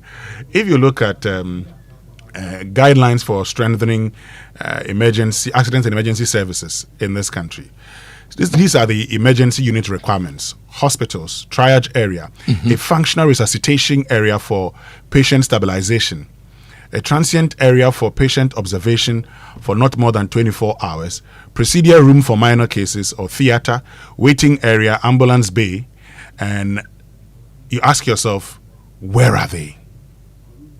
Yep. Where are they? Where are the resources? We started the ambulance service in 2004, right? So we can have a 20-year review of the ambulance service. It was founded with 9 ambulances. In 2008, there was a project, I think a World Bank project of sorts, that added some other ambulances to it. They were Toyota ambulances. 2012, there was the Big C, or what became the Japa contract. You remember that one? 200 ambulances we signed up, 30 arrived. We said they were not fit for purpose. It resulted in a lot of things, with even Atufosin going to court over this particular issue. Atufosin was prosecuted over this issue. Now, in 2014, when we did a review of the Ghana ambulance service, we realized that only 50 of 115 ambulances were operational for the whole country. And then we had imported ambulances in 2012. We had not inspected them. They were not complete, so we left them at ports. If you use the Mahama Road, that's the Bema Camp Overpass Road to Major Mahama Roundabout, and you are heading that way, look to your left. You see ambulances parked there in the military enclosure. Ambulances have been parked there since like 2012 or something, and they are rotting because somebody didn't do their work well. And then in 2018, we added more ambulances to the system. You remember the one constituency, one ambulance? Mm-hmm. We bought ambulances and distributed them according to constituencies, not according to administrative structures. And after adding on since then, we are now told that even the fleet we added, out of 318 which should be working, 127 are grounded. So only 60% are working. Because of what? Common ambulances we cannot manage as a people. And if you look at the fleet of ambulance we have and compare it to ministries, departments and agencies, and the number of Land Cruiser V8 we buy every season, we will buy for CEO, we will buy for board chair, we will buy for main directors, and these people will die in taxis. Look, Kojo, this is what I want us to do. I want our listeners to share their experiences with us on WhatsApp 05511119997, and then on X use the hashtag JoySMS. Okay, I want to know your experiences when it comes to emergency service delivery in this country. So get on to X, use the hashtag JoySMS, then on WhatsApp 05511119997 here on the Super Morning Show on Joy 99.7 FM. But you know, with Millennium Insurance, you don't have to worry whether it's motor, properties, marine, travel insurance. We've got you covered. Millennium Insurance is fast and reliable. When life throws you surprises, Millennium Insurance makes sure you're ready. So call them today on 0501-418228 and insure the unexpected before the unexpected insures you. Millennium Insurance, your trustworthy partner. And if you want a trustworthy water solutions partner, that is Syntex Tank. Syntex Tank is the tank with a tortoise on it. It's built strong and durable. It's built to handle our Ghanaian weather. Rain or shine, Syntex has your back. So go outside, check your tank. If it doesn't have a tortoise on it, it's time to upgrade. Join the Syntex Tank family today and enjoy water storage that's tough like a tortoise. Call 0244-335-168 to buy, or find one of their 400 agents nationwide. You can also shop online at syntexgh.com. Syntex Tank, a strong, a tough. Now, someone sent me this message quickly. Says, this man, your government is busy changing Kotoka International Airport to Accra International Airport, NIB to BNI, reversing named universities, and you're here talking about emergency services. What a joke. Okay. But imagine hitting the road with total peace of mind. Now, that's the Asempa Super promo, packed with goodies from Imperial General Assurance. So, from now to the 30th of April, when you insure renew your motor policy, you're not just protecting your car and yourself, you stand a chance to win instant rewards that make every drive feel like a celebration. And here's what is waiting for you: free fuel and EV charging coupons to keep you moving, free vehicle diagnosis at accredited garages, a 1-year life insurance cover for extra protection, and branded souvenirs, umbrellas, tissue boxes, services, and more. So don't let this moment pass. Call 0577-667-436 to 8 to speak to your broker or visit any of our agents nationwide. Ensure, drive and win big with Imperial. Follow us on social media for all updates. T's and C's apply. Imperial General Assurance, solid protection. And Charlie, Milo no. Charlie, yesterday when I go home, I checked the Milo at home. I said, Joe, now. Let's we bought this for the children. Look, if you're a parent, just get enough Milo at home. It's a source of energy for the kids. And when the kids have to drink, say, 1 tin a week, buy 3 tins because you end up drinking 2. Okay, so get Milo at home. It gives them energy so that they can have action non-stop. All the learning and the sports burn energy. So those sweat stains, those torn uniforms, those dirty shoes, they show that your kid has been very active. That's why they need the nourishment and energy at breakfast. So give them the nutritious Milo every day. And Milo contains vitamin D. It supports energy release to help their daily performance. Milo is the energy to go further. And this advert is FDA approved. You know, at Access Bank, rewarding our customers is at the heart of what we do, and that's why we've introduced Rewards by Access, a loyalty program designed to add value to your everyday banking experience. So whether you're shopping, traveling, or handling business expenses, every transaction you make with your Access card brings you closer to exclusive benefits, premium privileges, and personalized rewards, all tailored to suit your lifestyle. Points earned through your card transactions can be redeemed seamlessly at any of our merchant partners nationwide, making your spending go even further. So whether you're a frequent flyer, regular shopper, or managing daily, family, personal, or business needs, Rewards by Access ensures you get more from every spend. Use your Access card today and enjoy a rewarding banking experience only with Access Bank. Visit loyaltyrewards.ghana.accessbankplc.com or call our toll-free line 0800 004400 for more details. Access Bank, more than banking. And Total Energies is still here for you. That's why they've significantly reduced their lubricant prices. For instance, your favorite 4-liter quarts 9,000 SAE 5W40, which was 118 cedis, is now 107 cedis, 50 pesos. Your 5-liter quarts 9,000 future 0W20, which was 148 cedis, is now 134 cedis. The Rubia Fleet HD 415 W40, which was 80 cedis, is now 72 cedis, 50 pesos. It's top quality, meeting great savings. So you know what to do. Go to any Total Energies outlet and enjoy premium engine oils, transmission fluids, coolants at significantly lower prices. Choose Total Energies. Choose quality. And a sweet deal awaits. Enjoy exclusive discounts at selected shops until the 28th of February 2026 with your Omni Basic debit card. Don't have a debit card yet? Visit any of our branches, open an account with 50 cedis or more and get a free debit card, or simply sign up for a debit card if you already have an account with us.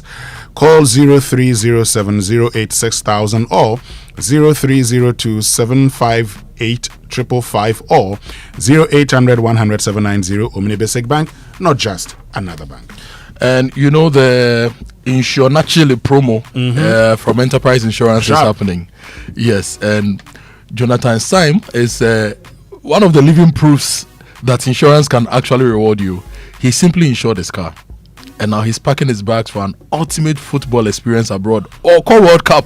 He's going to see the players live at the stadium. Oh, nice. Yes. You could be next, though. You could be next. So just buy or renew your motor insurance with Enterprise Insurance and stand the chance to win big.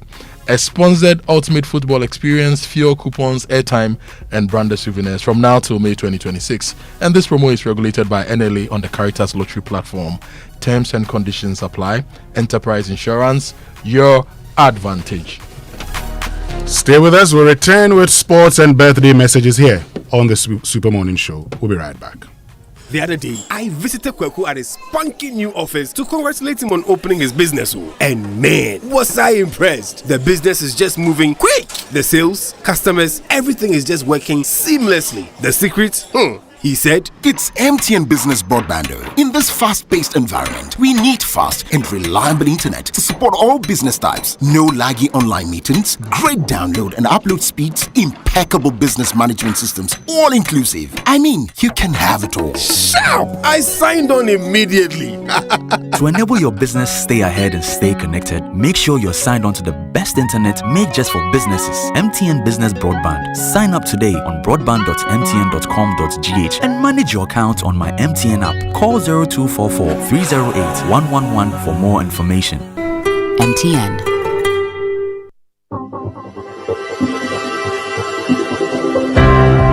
Ever wondered what else your Standard Chartered Visa card can do? It is not just for taking money from ATMs.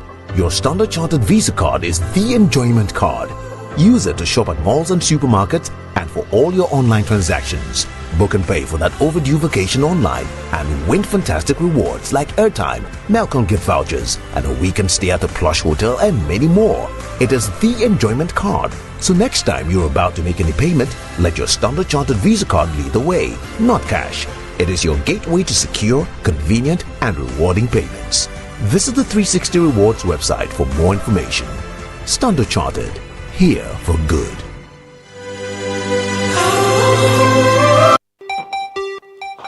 For years, you made Sultana more than just a brand. It has become a part of your home. From your kitchens to your celebrations, now it's time to give back to you. Sultana's Buy and Win promo is here. You can win cars, motorbikes, trucks, Sultana products, and many more. All you have to do is to buy a bag of Sultana rice, scratch your coupon, and you could win really big. Sultana rice, your household favorite. Win the big one.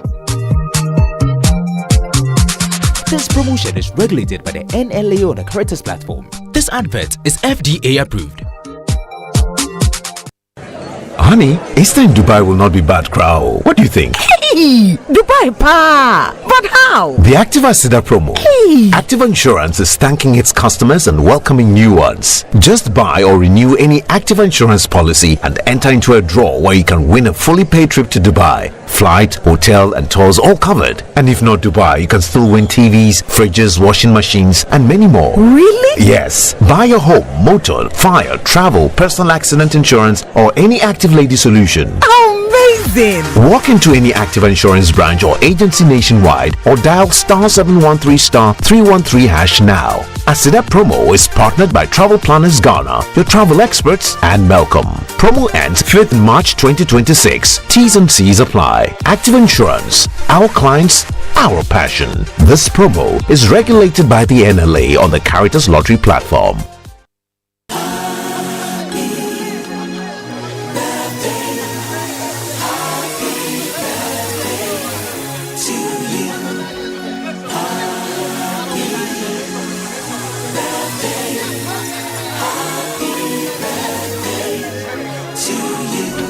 Welcome back. Time now for birthday messages here on the Super Morning Show, brought to us by MTN. Everywhere you go. And Bank of Africa, BOA Pay from Bank of Africa offers a hassle-free solution for fee collection and other payments. Call us or chat Fafa at boaghana.com for details. Bank of Africa, strong as a group, as close as a partner. We'll just do one birthday. You didn't let me wish my wife a happy birthday yesterday. Oh, yesterday was your wife's birthday? It was Sunday. So yesterday would have been a belated one. You didn't let me do it. Please do. Majwa, happy birthday, my love. I mean, sure. Where are you? A brand new car, about Seminyeska. Where are you? Maybe. Okay. This is my. How was having short eases? This is my younger sister, Nada Idrisu. Her birthday was also on Sunday. So Nada Idrisu, your birthday was on Sunday. She's at NPA. So happy birthday to you, Nada, from the whole family. And Sunday also was my friend Felix Gomashi's birthday. So belated happy birthday to you, Felix Gomashi. Means we can bring you. No, a quick one to Mrs. Opukwe Jakwa. It's from the entire family. They want to thank God for your life. And may He continue to use you to accomplish a lot of things. You're a lovely wife and mother, and we all love you. This is from your family. One from George Quay says, happiest birthday to my very good buddy Joycelyn Jacinta Osei of Star Bites. So George Quay send a birthday message. So time now for the Sports Center, brought to us by MTN. Switch to MTN's eSIM. Download my MTN app to go SIMless today. Standard Chartered Bank, here for good. FPAC blows your pain away, and DSTV, your home of entertainment. And Standard Chartered is there. They are ready. They are helping people, and it's your time as well. If you want to gain financial freedom, you need to talk to Standard Chartered Wealth Management right now. right now. Take the first step toward making your dreams a reality. Last week, Achu said he was going to call them. Indeed, he's called them. He's on the journey. You can also join others who are trying to gain financial stability and freedom. Call them on 020-202-7682 and 020-222-0499, or you can email them info@scwealthmanagement.com, or you visit them on the 4th floor of Standard Chartered or Pebia branch or any of their branches. Standard Chartered, here for good. Now, if you're a business owner and you're looking for a smarter way to keep an eye on your shop, restaurant, office, or warehouse anytime, anywhere, well, MTN Business Eye is here for you. Keep your business secure anytime, anywhere with MTN Business Eye, the smart surveillance solution that gives you total visibility and control, inspired by Wi-Fi, SIM connectivity, cloud storage, and solar energy, so your security never sleeps, even when the lights go out. Enjoy 24/7 monitoring, real-time alerts, two-way audio, and reliable backup, all at affordable prices, affordable rates. Dial star 5060 # today and keep your business in sight always. MTN Business Eye, MTN everywhere you go. Achue. Winston, good morning, and to you listening to us, welcome aboard to the Joy Sports Centre. Coming up, here's Cunha looking to try and send Mbeumo on his way. It's a great pass. Here's Sheshko, surely! And Manchester United have got the opener. After a much improved Everton performance in the second half, it's Manchester United who find a breakthrough.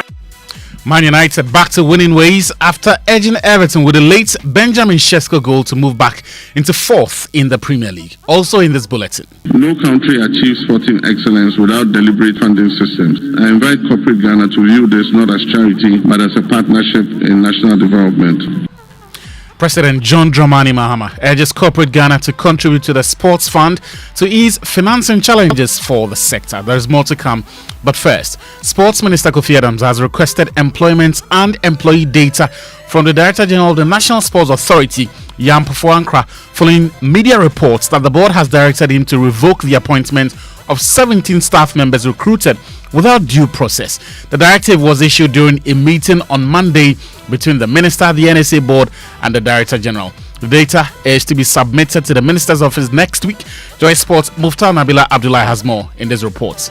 Joy Sports sources indicated that the directive was for the revocation of the staff appointment. Officials of the ministry, however, say the data of employment and employees was what the minister requested for. Earlier, media reports suggested that the NSA board had asked Yao Pofuankra to cancel the appointment after it emerged that recruits were employed without required clearance. The board had initially set February 6th deadline for the revocation following a retreat in the Volta region. It is understood this was the second time the board had made the request. Sources say some of the positions filled do not exist within the NSA's approved organizational structure, and that the Ghana's public sector regulations recruitment requires clearance from the Public Service Commission and the Ministry of Finance. Vacancies must also be publicly advertised and applicants interviewed by a duly constituted panel. When these steps are followed, recruited staff are paid through the Controller and Accountant General, bypassing these procedure breaches established administrative guidelines. The minister had earlier sought a meeting to resolve the matter, but Mr. Ankara was reportedly out of the country in the United Kingdom and returned on February 17. The February 23 meeting resolved the matter as Mr. Ankara was told to adhere to the board's directive. The NSA currently has about 120 staff at its headquarters alone. Muftar Nabila Abdullah's reports. Now, the Public Relations Officer of the Ghana Education Service, Daniel Fenyi, says arrests have been made after chaos erupted at the district school's athletics competition in Swedru last Thursday. The disturbance followed a clash between students of Swedru School of Business and Obrachere Senior High Technical School, during which one student was singled out and severely beaten. The victim has received medical attention. The perpetrators have also been arrested. About 4 students from Obrachere Senior High School have been arrested and in police custody at the moment.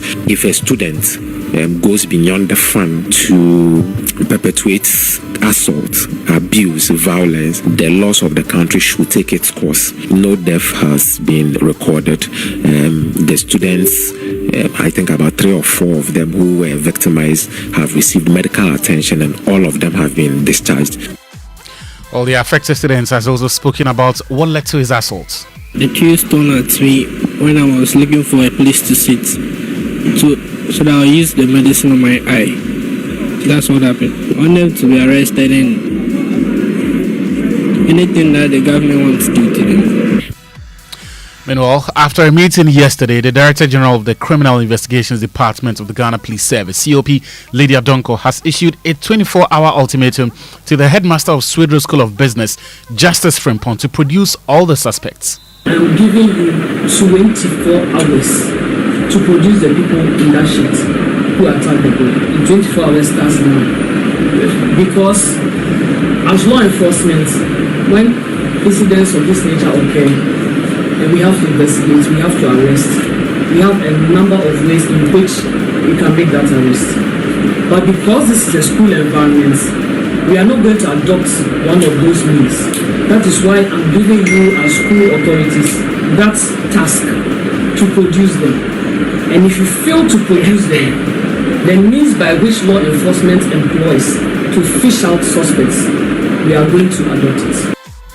Deputy Education Minister Clement Apak, meanwhile, also has said that the culprits will be punished severely. We are going to get to the bottom of this issue. We have dealt with a similar issue in the Eastern region. The students who were found to have engaged in misconduct and somebody who stabbed another student is standing trial. There was a case of a rape. The perpetrators are also standing trial. And so we expect that when this report gets to us, we would ask for the most severe sanction, because we must let students know that the days where they could misconduct themselves and walk away no longer exist. Well, as a result of these multiple cases of violence and attacks, the Ghana Education Service has put the inter-schools athletics competition on hold indefinitely. Elsewhere, President John Dramani Mahama has rallied corporate Ghana to invest in the newly established Ghana Sports Fund, positioning it as a key driver for national sports and success. The fund was recently established to ease funding challenges in the sports sector. Speaking at a private sector meeting where he addressed broader economic issues, the president spotlighted the fund passing into law in late 2025 as essential for elevating Ghana's global sports profile. Ghana stands at the center of several global platforms. Our national football team, Black Stars, is preparing for its FIFA World Cup appearance. Our women's soccer team, Black Queens, heads into continental competition with renewed credibility. We also prepare for the 2026 Commonwealth Games and the 2026 Summer Youth Olympics. These moments position Ghana before global audiences and investors in ways that few sectors can do. We've therefore established the Ghana Sports Fund, a transparent financing framework for grassroots development, school sports, athlete welfare, infrastructure modernization, and long-term talent pathways. No country achieves sporting excellence without deliberate funding systems. I invite corporate Ghana to view this not as charity, but as a partnership in national development. Government has created the framework. Let us build the systems.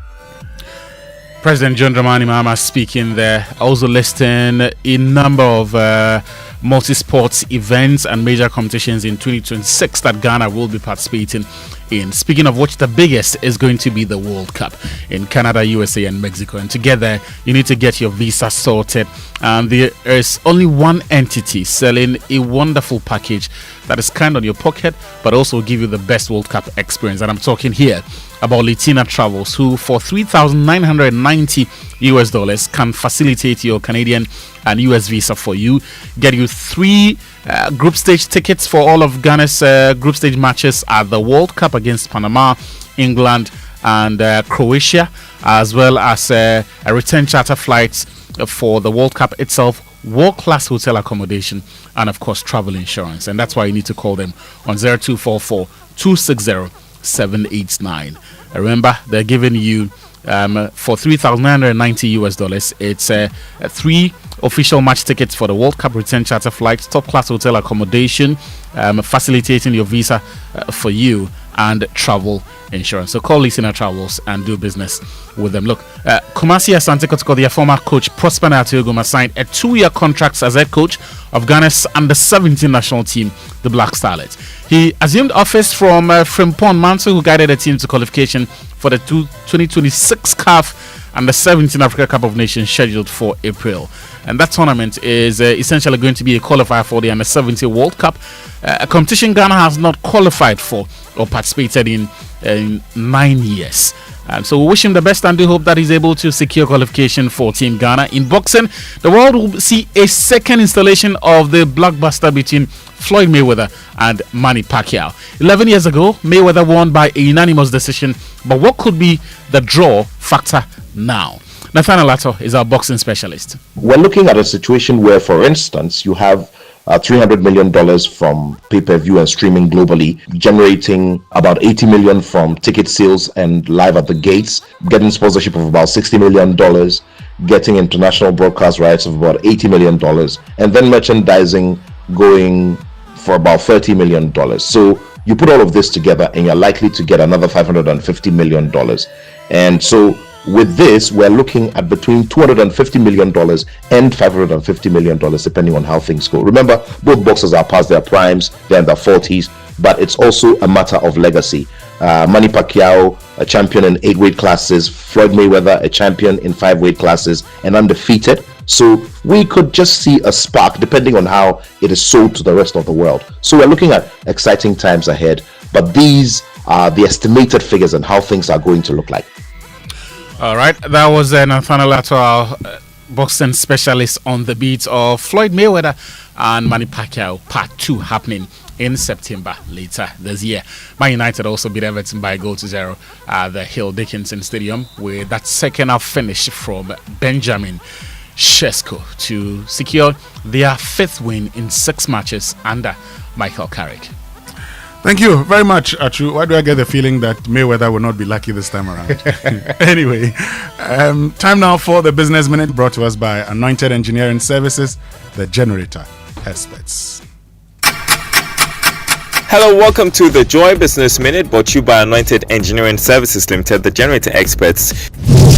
President John Mahama has assured the private sector of his government's commitment to maintaining a stable macroeconomic environment to support business planning. He gave the assurance at the latest President's dialogue with the private sector.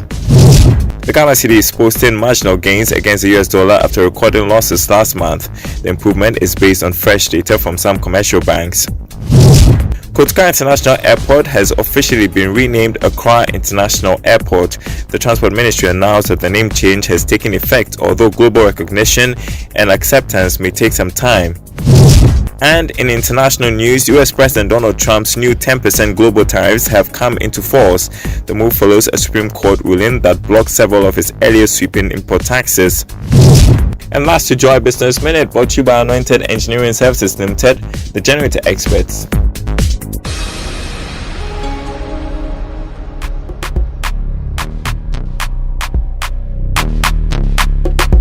Welcome back, and thank you very much for staying with us. And you know, Anointed Engineering Services Limited is into the sale of ultra-silent, fuel-efficient diesel generating sets with size ranging from 5 kVA to 3,000 kVA at competitive prices.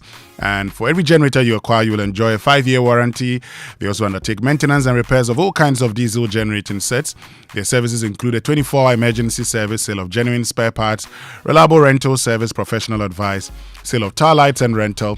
Locate their East Legon branch at 26 Boundary Road, Legon, close to AH Hotel, and head office at number 77 Anointed House on the main Odoko Malam Highway near the Odoko traffic light. They also have 21 branches nationwide. They are into skill training. They have a training school that trains students in generators and plants, auto mechanics, electricals and controls, and solar installations, offering 80% hands-on training and 20% theory. Call them on 0243 480 334 or 0246 423534. Anointed, the generator experts. But let's get interactive this morning here on the Super Morning Show. Social media messages brought to us by EcoBank, the Pan-African Bank, and Provident Insurance. With Provident, man, you're covered. And I want you to share with me, your experiences with emergency healthcare delivery services in Ghana. And already I see many of you sending us your thoughts. Please share those experiences with us here on the Super Morning Show on Joy 99.7 FM, and we'll definitely share it with the rest of the world. This one says from at MC_Haymaker says, in my experience, there was none available at the time, and it was an issue of cardiac arrest. So we needed the experts to come in to help transport. We had to use different means to transport the person. Thankfully, he made it out fine. And this one says, what is wrong with our mindset? Someone will buy a car and use it for 10 years, but government property there, 1 year going, we start complaining with flimsy excuses. Well, so that's in relation to the ambulance services. But look, attention, if your money is controlling you, then now is the time to take charge, because the EcoBank mobile app gives you the power to command your money, to transact across 33 African countries and anywhere in the world. Command your money to make water, electricity and school fees payments, bank and mobile money transfers, create virtual cards to buy only what you need, and more. So Money Commander, download the EcoBank mobile app now on the App Store, Play Store, and command your money. Command also means paying attention to details. EcoBank will never call or send an SMS asking for your PIN, OTP, bank card, or Ghana card details. When in doubt, call the EcoBank Contact Center on 0800 0032225. EcoBank, the Pan-African Bank. And this message here says that I was at a meeting in Ebri when there was an emergency. I had to come to Pantan to get an ambulance for a cardiac case. No ambulance or CT scan at Tetekwashi. After a scan at Akai, Kalibu had no bed. So I hired the ambulance till 2 a.m. And I finally got a mortuary trolley to hold the patients on the corridor. This is Ghana. Charlie. You may even have all the money and all the power, but Charlie, the system will kill you. Because the system has been designed not to be effective and efficient and supportive of the needs of the people. It will kill you anyway. If you drive or own a car, you need to protect yourself, okay? And you need that insurance product you can trust. Provident Insurance is offering you comprehensive third-party fire and theft and third-party only motor insurance with fast, stress-free claims payment. You insure from now till March, and you enjoy fuel coupons and exclusive branded souvenirs from Provident Insurance. Terms and conditions, however, apply. Now, you can visit any of their 16 branches nationwide, or the agency outlets or licensed brokers, or you can call 050-937-4928 for more information, or you visit providentgh.com for more information. Your Ghana card is required for registration if you're an individual, and your TIN is required for registration for corporate clients. With Provident, man, you are covered. And on Big Stories this morning, brought to us by Telecel Connecting Energies, Republic Bank, we're the one for you. Join the Republic Verse. Do more, shine more, big up, and Hollard Insurance. We've got you covered. Our focus is on emergency services in this country, but also renaming of the Kotoka International Airport, now Accra International Airport. At least it's going to get a 3D scanner, so we don't have to remove our shoes. Oh my goodness! And we need to get 3D scanners at all. We don't have to remove our shoes. So renaming has come with an upgrade. And but today is also the 24th of February. 60 years ago, Ghana's first president was overthrown. Some say that is Ghana's day of shame. Yeah. But what do you make of 60 years after that? Would you say we would have been better off allowing Osajifo, Dr. Kwame Nkrumah, to continue, or you say it was something that had to happen in the interest of the country? We'll talk about that also here on the Super Morning Show. Now, your money deserves the safest home, and with Telecel Cash, you are protected every step of the way. No risks, no worries, no long stories, just peace of mind. So dial *110# or download the Telecel Play app now for safe, secure transactions. Telecel Cash, the safer choice. Send it. Keke. And what if your bank helped you big up? Welcome to the Republic Verse, where your money, your business, and your dreams level up. Own your dream home with Republic Bank mortgages. Grow faster with SME, corporate, and with SME and corporate banking solutions. Run your daily finances smoothly with retail and commercial banking products. Build wealth with investment and trust management. And pay anywhere, anytime with Republic Visa, credit, or debit cards. So whether you're starting out, scaling up, or stepping into what's next, Republic Verse gives you the power to do more and shine brighter. Call Republic Bank toll free on 0800 414 414. That's 0800 414 414, or WhatsApp 0546 414 414 right now and step into the Republic Verse. This is the Republic Verse. Do more, shine more, big up. Republic Bank, we're the one for you. And Kojo, today is my friend Akosa, his birthday. He's He works with the Stanbic Bank. So Akwesi Akosa, happy birthday to you. And he's a member of the Bedos Fitness and Fan Club. Okay. Where I'm the chairman. Today is also the birthday of Auntie Bella. Oh, okay. Bella Ahu of Traffics Catering. If you want somebody who understands Ghanaian food and history and everything, that is Auntie Bella. Her sons are celebrating her senior and early. They are celebrating her on Facebook. Giddy today. We join ourselves to the celebration, and today also is the birthday of a man who also gave me some skills that have transformed my life.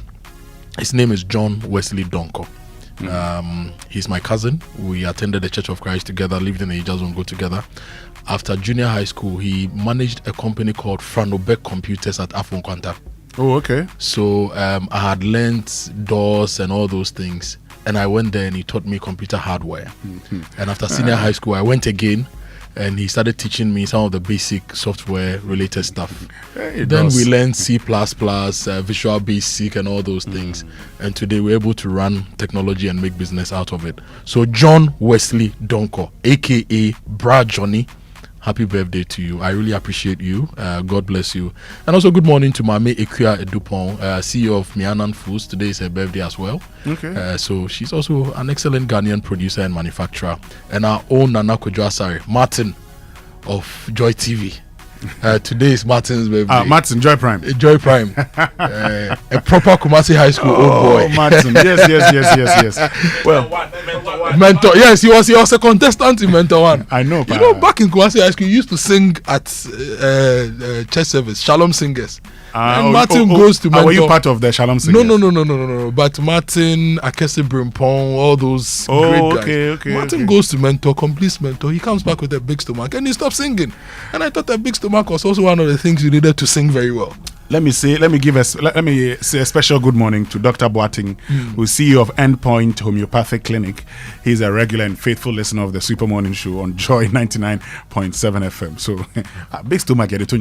Anyway, folks, stay with us. And when we return after these messages, we're getting into the conversation about emergency services here in this country. You know, we're doing this with you. Tell us your thoughts and tell us your experiences. Get on to X, use the hashtag JoySMS, then on WhatsApp 055-1111-997. You know how much moms always say too much of everything is bad? But there's one too much mom actually approves of. Telecel's Too Much Broadband Bundle. This season, all you have to do is buy the 150 Ghana Cedis Too Much Broadband Bundle in addition to your main broadband plan and get 150% bonus data. That's right. Simply buy the 150 Ghana Cedis Telecel Too Much Bundle in addition to your main broadband plan and receive 150% bonus data. Dial *900#, use the Telecel Play app or visit the Telecel website to buy now. Telecel, connecting energies. Mr. Kojo, 1 minute before you go to work. The AC you said you want to fix, it won't work. Why? Because the electrician will come and chisel my wall. It will make my building weak.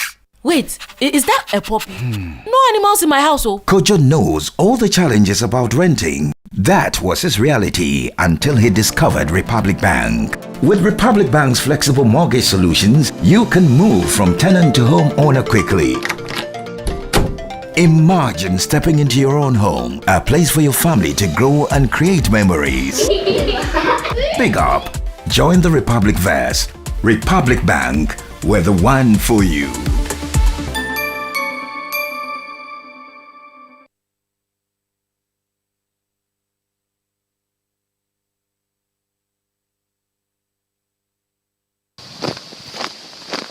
Kuma has always dreamt of commanding his own military forces. Attention! Eyes right, stand at ease. Because that dream is still a vision in progress, he spends his time commanding his money with the EcoBank mobile app. Operation Supplier Payment. Dispatch 1,000 units of currency from Accra to Benin. Move! Move! Sometimes he wants a little extra control so that he can buy only what he needs. Command Center mobile app. Activate virtual card protocol and initiate payment for sneakers and t-shirts. Abort mission for leather coat payment. Even when the general is fast asleep, his standing order marches out to sort his bills. With the EcoBank mobile app, you can command your money to make safe transactions in Ghana and across 33 African countries. Download the EcoBank mobile app on the Play or App Store today. By the left, about turn. EcoBank, the Pan-African Bank. EcoBank will never call or send an SMS asking for your PIN, OTP, bank card, or Ghana card details. When you hit the road, anything can happen. Drive with motor insurance that's fast, reliable, and always there when it matters. Whether it is comprehensive motor insurance, third-party fire and theft, or third-party only, Provident Insurance will sort you out. Insure or renew from January to March and enjoy fuel coupons and exclusive branded souvenirs. Terms and conditions apply. Drive confident, drive protected. Visit any Provident Insurance branch nationwide, our agency outlets, or licensed brokers. You can also call 050-937-4928 for inquiries or visit providencegh.com for more information. Remember, Ghana card is required for individuals and TIN number for corporate clients and for all motor insurance transactions in line with NIC directives. With Provident, plan you're covered. We shouldn't have gone to that party. Masa, my head is killing me.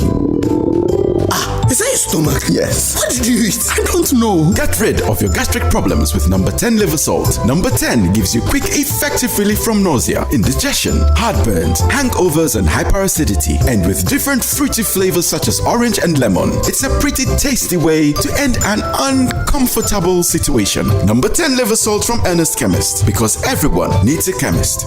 This advert has been vetted and approved by FDA.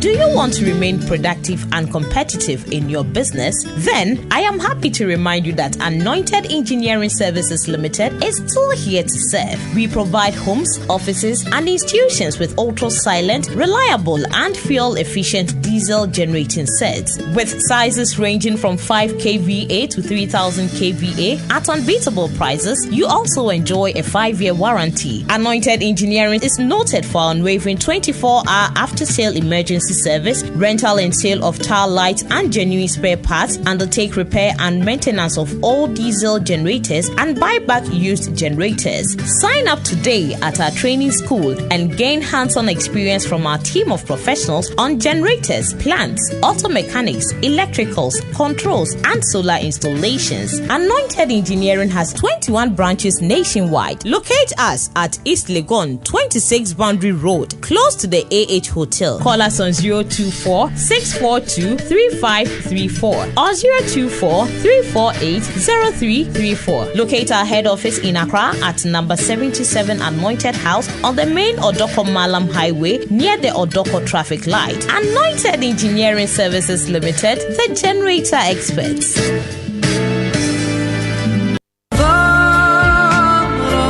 Ramadan Kareem, a season of peace, blessings, and giving. Electroland Ghana Limited is bringing blessings into your home with special value deals on Samsung, TCL, Media, and NASCO. NASCO TVs from just $699, bottom fridge freezer from $1999, chest freezer from $1999, Samsung 6kg twin tab washing machine for 2,999 Ghana cedis, Samsung microwaves from 1,799 Ghana cedis, TCL 43 inches for 2,999 Ghana cedis, TCL water dispenser for 1,599 Ghana cedis, TCL front load inverter for 5,999 Ghana cedis, Media air cooler for 1,499 Ghana cedis, air fryer, juicer, stand mixer, and blender at all special Ramadan prices. Visit EGL showrooms and authorized dealers nationwide. Call us on 0503-159739 and on our website at www.electrolandgh.com. Electroland Ghana, bringing Ramadan value home.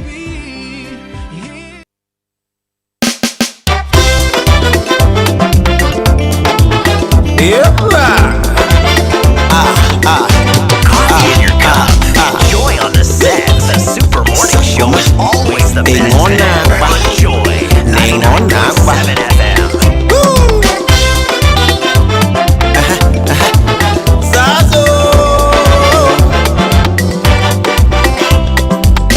Kakwe mi jono, mbong jono. Kakwe boni mi famo mi na jimi high, mbong jono. Ulega jimi na jila landa, no hani mi kwa mi kabobala. No hani mi jo ni mi dota masang, mbong jono. Anye mi.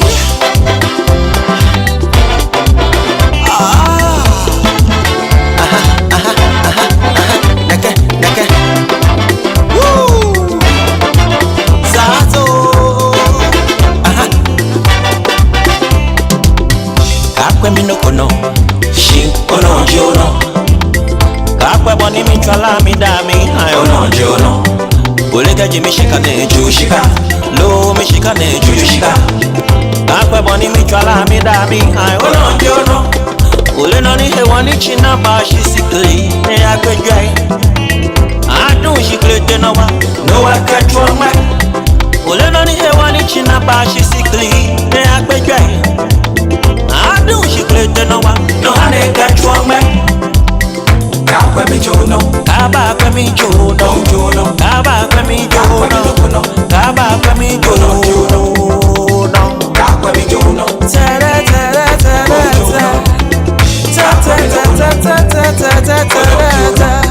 Agama, oh you get you home. Why you want cost me, boss me, force me to take what you want? Make somebody talk to Ramo. Hey. Agama, oh you get you home. Why you want cost me, boss me, force me to take what you want? Hey, life gets so many roots. Choose one way to give you fruit. Brother, we have suffered all.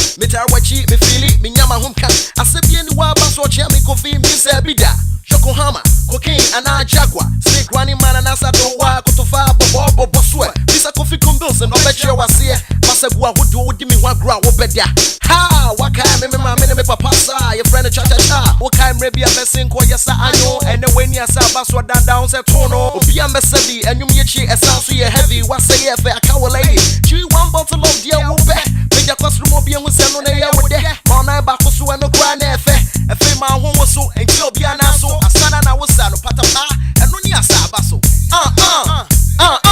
we ni asaba so amafo we ni sama o sa so we ni asaba so enjoy on the set. The Super Morning Show is always the best on Joy 99.7 FM.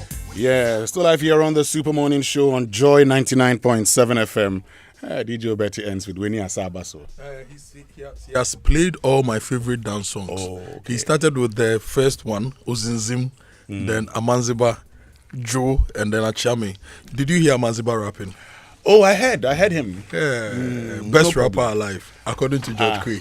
Best rapper alive is Bra Kwame. No, but Aman's best rap on Joe was also a good one. But it qualifies him. Rapper alive. Okay, one of the best rappers, Amanziba. But when it comes to rap, there for me, nobody beats Ochame Kwame. Okay. For me, for you, I like how you say it. You know, for in my view, for me, the best rapper is Joe Frazier. I thought that you're rigging this. I thought that's why you know. She. You know what? Enough of the best rappers. We'll make time and talk about the best rapper. Yes, Joe Frazier. Actually. But what I'm going to do now is to listen to you. I want you to share your experiences with emergency services in this country. And I already have seen some of you. One that says, I lost my brother as a result of no bed syndrome, whose body lies in the morgue. He was rushed to Tema Polyclinic, no bed, Tema General Hospital, no bed, and finally ended up in a private hospital. He died after 2 days, and the corpse is in the morgue awaiting burial. Trevor Simpson. And I see many of your messages, which we'll be reading shortly. But you can give us a call on 0302-216-541 and then 055-1111-997 to tell us your experiences with healthcare delivery and the challenges. I've shared with you how we had to look for a bed before we transported somebody. And I'll tell you something. But Coronation Insurance is making motor insurance more flexible than ever with the new pay-as-you-earn motor insurance. Now you can buy your insurance on monthly, quarterly, or 6 months basis. Sign up instantly through the eCoronation digital platform. Pay conveniently via Momo and instantly download your documents anytime and anywhere. Affordable, flexible, and convenient. Pay small, and drive covered. And remember, for every vehicle insured, an amount of 50 pesos is donated to promote road safety. Call us on 0302-773616 or 0308-249068 or visit our head office at 35 Aviation Road, Airport Residential Area, just in the Nyaho Clinic. Pay small, drive covered. And in this beautiful season of Ramadan, we are reflecting and we are praying and asking for God for blessings. And we are also giving. And this Ramadan, Electroland Ghana Limited is bringing you real value and giving you a lot, including real blessings straight into your home. If you've been planning to upgrade your appliances, this is the time. Grab a NASCO TV from just 699 cedis, bottom fridge freezers from 1,999 cedis, chest freezers also from 1,999 cedis. And if you're looking for quality washing performance, get a Samsung 6kg twin tub washing machine at 2,999 cedis. Samsung microwave start at 1,799 cedis only. And for your TCLs, the 43-inch TVs, they are going for 2,999 cedis. The TCL water dispensers are going for 1,599 Ghana cedis. So look, talk to Electroland today. They are giving you great prices, quality products. The media air cooler is only 1,499 cedis, plus air fryers, juicers, stand mixers, and blenders, all at special Ramadan prices. So visit any Electroland Ghana showroom or authorized dealer nationwide today. Call 050-315-9739 for more information or visit electrolandgh.com. Electroland Ghana, bringing Ramadan value home. You know, when I was buying stuff for my home, I got everything from Electroland. Everything. Okay. And it's been 5 years. They're all performing as good as new. Great one. Yeah. Let's get on to the phone lines now. Ransford in Accra. Ransford, good morning. Good morning, Winston. Yes, Ransford. Share your story with us. So, Winston, my father died exactly a year ago. And when I went to having money in my account, having resources, and seeing my father's health deteriorate because there's no bed. There's something they call escalated care. And when a hospital says that where we have got into, we do not have capacity, then you should know that it is between you and your God. Winston, I have people who are connected in big health facilities. And when that declaration was made at the hospital, which was private, that where we have gotten to, we need to escalate care for your father. Ambulance is ready. Check from Kalibu if we can get bed and we move. Winston, the whole day, phone calls upon phone calls, calling anybody who matters to save my father's life. Now, what I did was just to tell them that, yes, I have somebody who said we have bed, let's go. And I got to Kalibu emergency. They said there's no bed. Somebody should even come and have a look at my father in the ambulance. They don't have the eyes to even come and look. I don't want to blame doctors and nurses. It is something that, Winston, if we don't look at, today when you are healthy, you can just walk to a physician specialist and say, hey, that is my physician. But what if you are just moving in traffic and then you went unconscious? Yeah. Who knows who your physician is?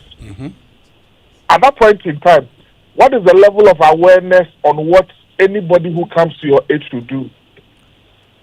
If your callers come online, ask them the number to the ambulance service and ask them whether they would ever call. Because you would call, if they are lucky and then an ambulance comes to your aid, now you have to go on a hunt looking for bed. Why can't I go online and type and say that I am looking for bed at these 3 hospitals, 37 Kalibu and maybe UGMC. It's urgent. I am looking for a bed. What is the age of the patient? 60 years. What is the issue? Cardiac arrest. Why can't I do that? But to move the ambulance around this country looking for a place for my father to be catered for. The other bit of it, immediately you go, the same questions that you have been asked throughout your life, they will ask you the same questions again. What medicines you have been given in the past, if you are lucky and the doctor handed it over, then the other doctor will look at it. But let's just assume that it's an accident. They will inject you with something that your system cannot take because they don't have your medical records. What have we used our Ghana card for? If you enter my Ghana card or my particulars, at least you should know what I am not supposed to be given as medication. But a lot of people, I believe, might have died because we do not have bed. And our emergency system does not favor the ordinary person.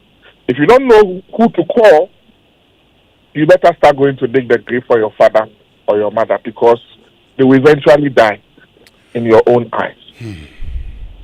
Sad one. Thank you, Ransford in Accra. Let's get to Osu. Ni, good morning. Hello, Ni. Okay, I think we may have lost Ni. So, Ni, kindly try and get in touch with us again on 0302 216541 and then 055 1111997. I want you to share your experiences with Ghana's healthcare delivery. And Ransford makes a point. Look, you may have your own physician whom you can walk into his office when you are healthy. But what if you're not healthy? Let's get back onto the phone lines now, and we go to South La, where Chidiak is. Chidiak, good morning. Yeah, Kojo, and sorry, Winston, good morning. Good morning, Chidiak. Yeah. 2 issues. Monitoring and corruption. You see, when we complain about the problem and we don't have solutions, we'll continue complaining till 100 years come. So I think we should be pushing for solutions. The hospital, who monitors who? Me, I want us to introduce death penalty into corruption. That is the only way we Africans and Ghanaians can come out of this. Because everybody is virtually hungry. So whenever everybody sees his or herself somewhere, they must steal. That is what is killing us. Please, I want to push for an appeal. Most of the girls in this country are on our roads. I'm appealing. DVLA should put up a driving school, formal and non-formal school, so that they teach our drivers how to drive. Because most of the drivers is coming from the road. Okay. Most of our drivers, we don't have driving school in our institutions. Okay. Thank you very, very much, Chidiak in South La. Let's go to Suhum, where Harold is. Harold, good morning. Good morning, sir. Yes, Harold. Yes, I want to say something. Please do. Just like the last caller said, that our doctors are not helping us that much. You see, our roads are bad. And if there's a patient in the vehicle who has an attack, and fortunately you have somebody who is in an emergency, and you want to get an assistance for the person, whoever you call at the emergency or at the hospital is not willing to give you assistance. Let me give you an example. I was traveling from Suhum to Tema. There was a tire burst in the vehicle. The vehicle had a blast. So one of the patients who was asthmatic had an episode in the vehicle. Fortunately, some of us were bold enough to look into her purse and then see the inhaler. We quickly administered it to the lady. Then, when she was stable, we called the hospital seeking assistance so that nothing would happen to the lady because we were less than halfway through the journey. And this was what had happened at that time. So nobody was a paramedic in the vehicle. We tried offering assistance. Then this doctor who had the call said she will not say anything. We should convey her to the hospital. And I'm saying that we cannot do anything at that time. So give us guidance to support the person. And this person received. I am surprised. What our medical doctors have been taught in school? Are we being taught to kill people or to watch people die or to prevent people from dying? These are the things we need to ask. They are simple. If somebody calls for assistance, okay, give him this and that. You stabilize the person, then you can bring the person to the hospital or something. But where there's no assistance and you will not even give us any help, what are you expecting the person to do? So these are the things we need to talk about.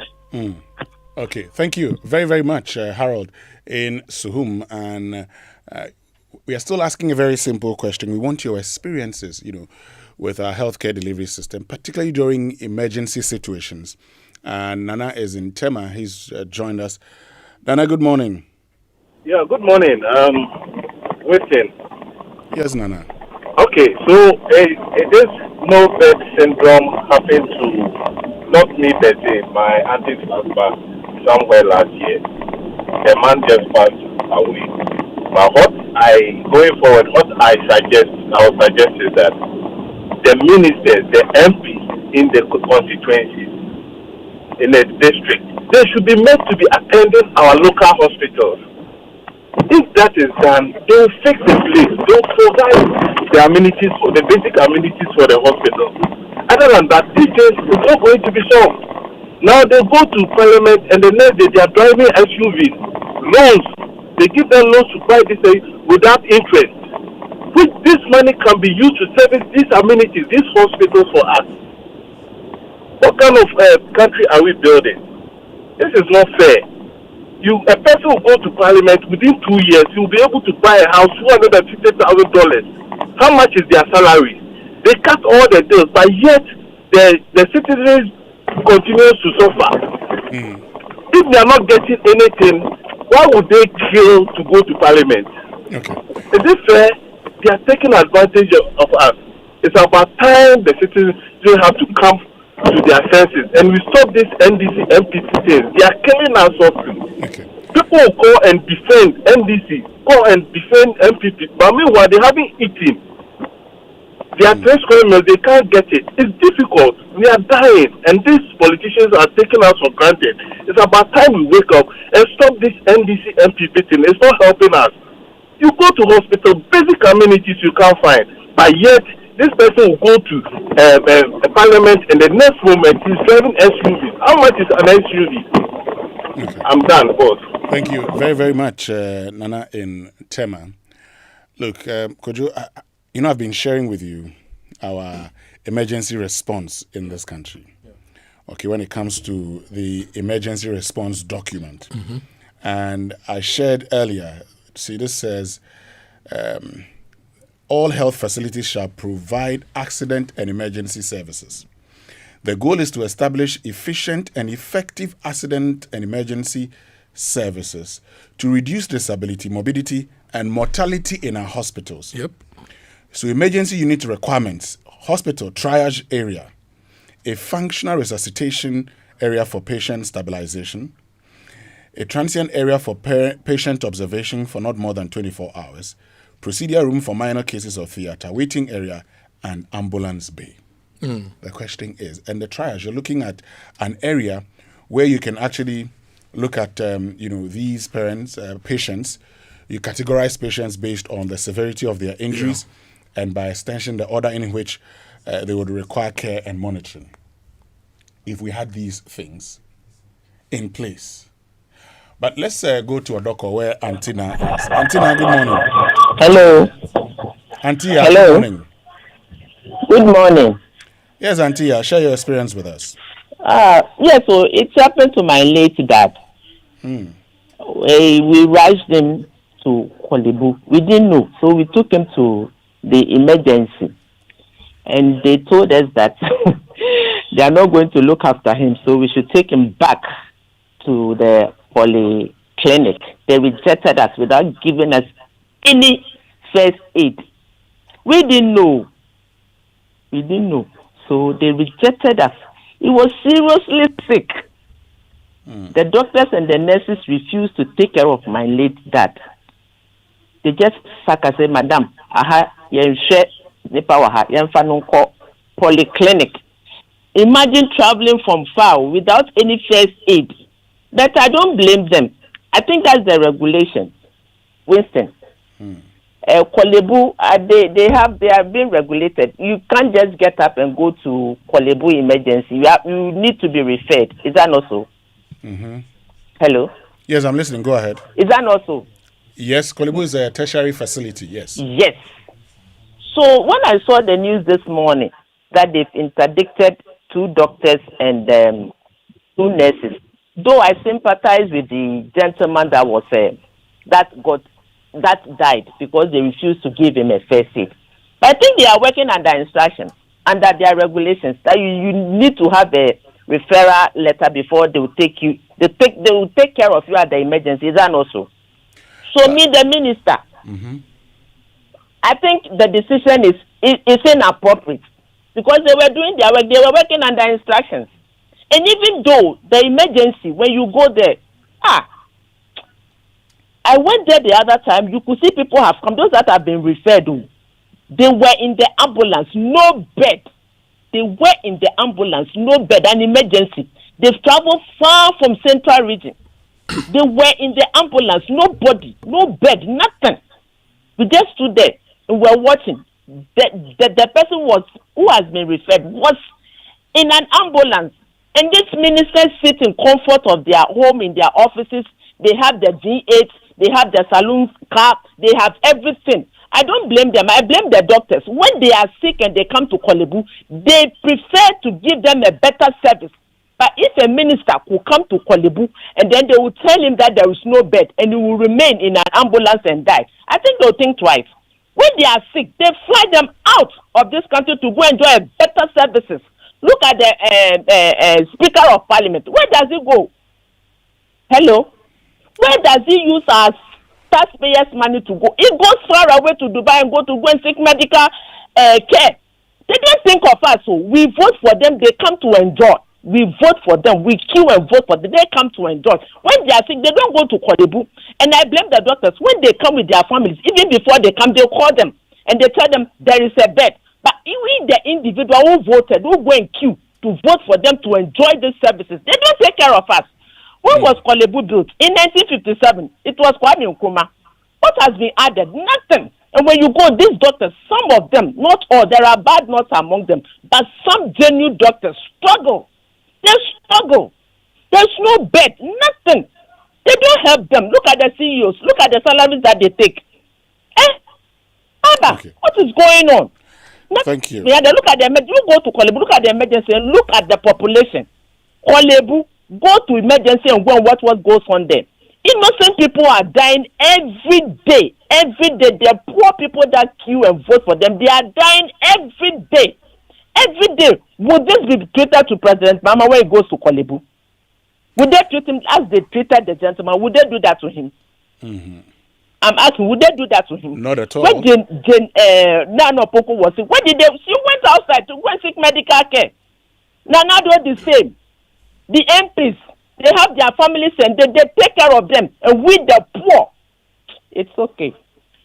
Thank you very much, Antia in Odoko. Let's get to Spintex. Papa BC, good morning. Yeah, Winston. Yes, sir. See the passion in the lady's voice. Charlie, we need to be very serious in this very country. You know, as I called in, my daughter just came in. So as I was talking to you now, she's here with me 36 years ago.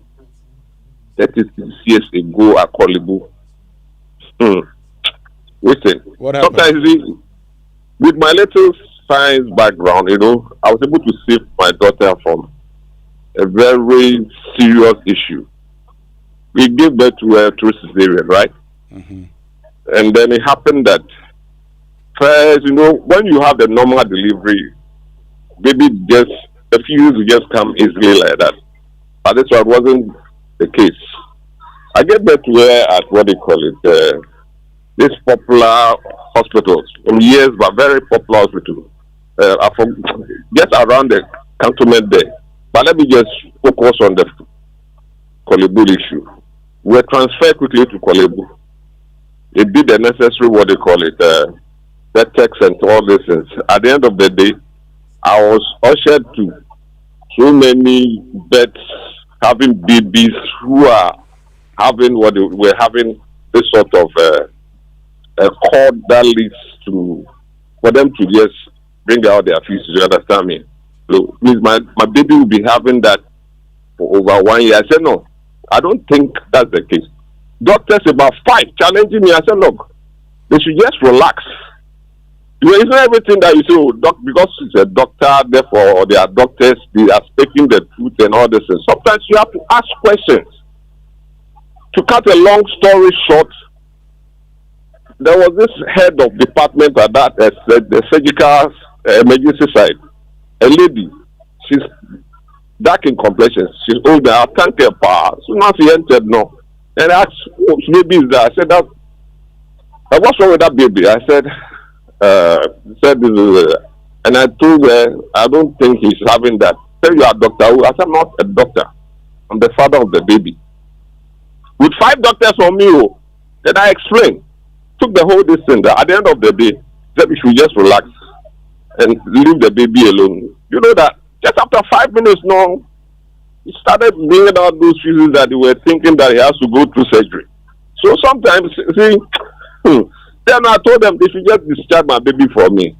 Like I said, when I called, I just saw her enter the hall. I said, how? You see? So sometimes it is not everything that we just have to leave in the hands of doctors. You need to ask questions. Look, I had a problem that I was diagnosed with having diabetes. My doctor now took me to, Dabita. I shouldn't have mentioned the name, but this is it. Let me just put it this way. When you are giving medicine, see, medicine, sometimes you say take it after you've eaten or take it before you eat or so. You need to ask questions properly. Sometimes they were telling me that, I was giving the medicine, take it right now. I said, what is the instruction?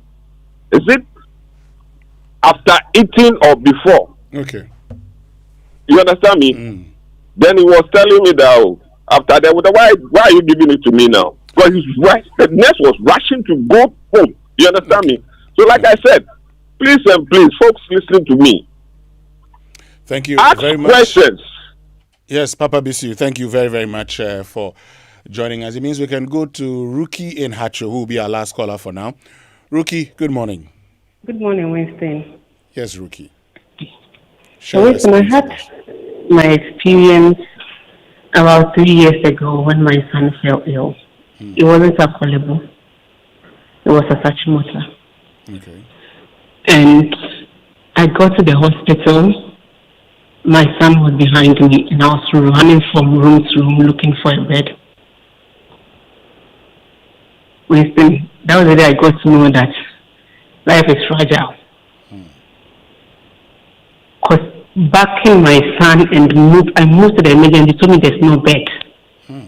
Went to the kids ward, they told me there's no bed. My son was too weak. Winston. When they eventually got a bed after a patient was discharged about 2 or 3 hours later, and my son was giving medicine, his first vision was like blood. Which means if I had wasted time, my son would have died. It's unfortunate how we create systems and forget that we may fall victims to those systems. Why don't we stop the floor we give to these ministers and give it to our ambulance system? What stops us from doing that? Because ministers are getting so many freebies. As Antia said, when they are sick, they leave the country and leave us in net. We don't ask questions. Which of our systems is even working properly? Take education. Take health. Why are we doing this to ourselves? We want the best, yet we can't give the best to ourselves when we have everything at our disposal. When we have everything at our disposal. The ministers flying out, let me ask, if they should get involved in an accident in this country, where is the first point of contact? Is it not our facilities? Yes.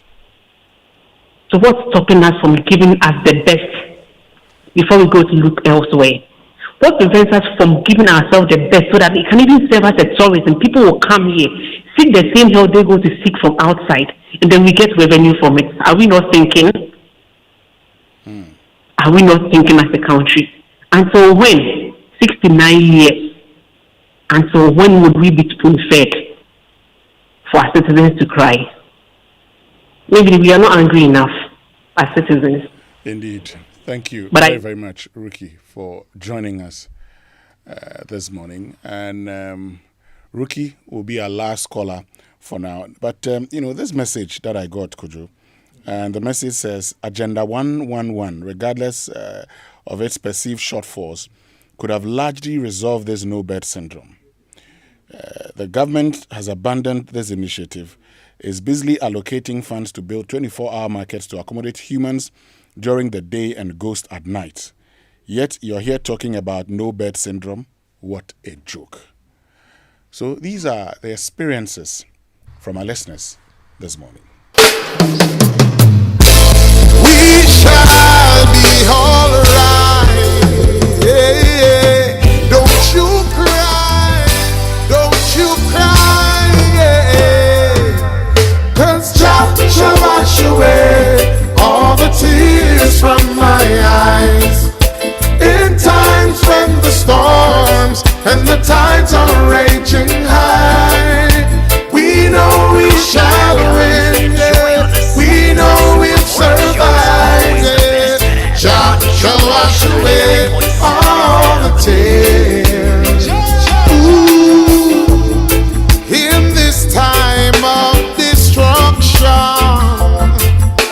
we must hold on firm. We got to get along, being over hurdles all of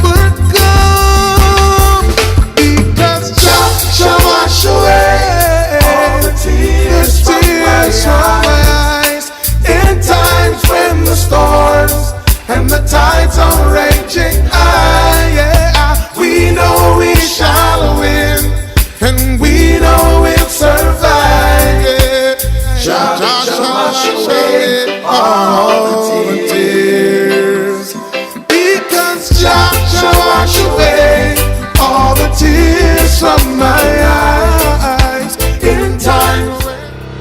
The Ghana Exim Bank is 10 years old. Hooray! And to commemorate this milestone, the Ghana Exim Bank is hosting a 2-day international conference on the theme, A Decade of Enabling Export Trade and Industrial Transformation, Resetting Gexim for the Next Frontier. The event takes place on the 25th to 26th of March at the Kempinski Hotel, Gold Coast City, 8 a.m. each day. President of the Republic, His Excellency John Dramani Mahama, will perform the official opening of the conference. Special guest and speaker, Honorable Elizabeth Ofosue-Jari, Minister for Trade, Agribusiness and Industry. Conference host is Honorable Sylvester Adina Mensah, Chief Executive of the Ghana Exim Bank. For inquiries, call 0208-541-480 or visit eximbankghana.com/conference to register. Media partners, Daily Graphic, Media General, The Multimedia Group, City FM, Radio Gold and Channel 1 TV. And knowledge partners include IFC and SME Finance Forum.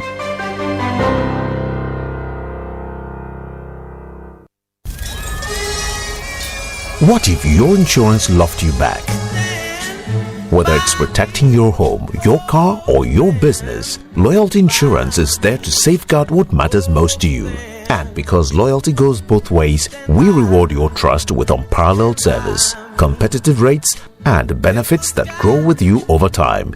It's our way of saying thank you for choosing loyalty. So if you're ready for a partner that values you as much as you value your peace of mind, look no further than Loyalty Insurance. Visit us at www.loyaltyinsurancegh.com. With us, loyalty isn't just a promise, it's our way of life.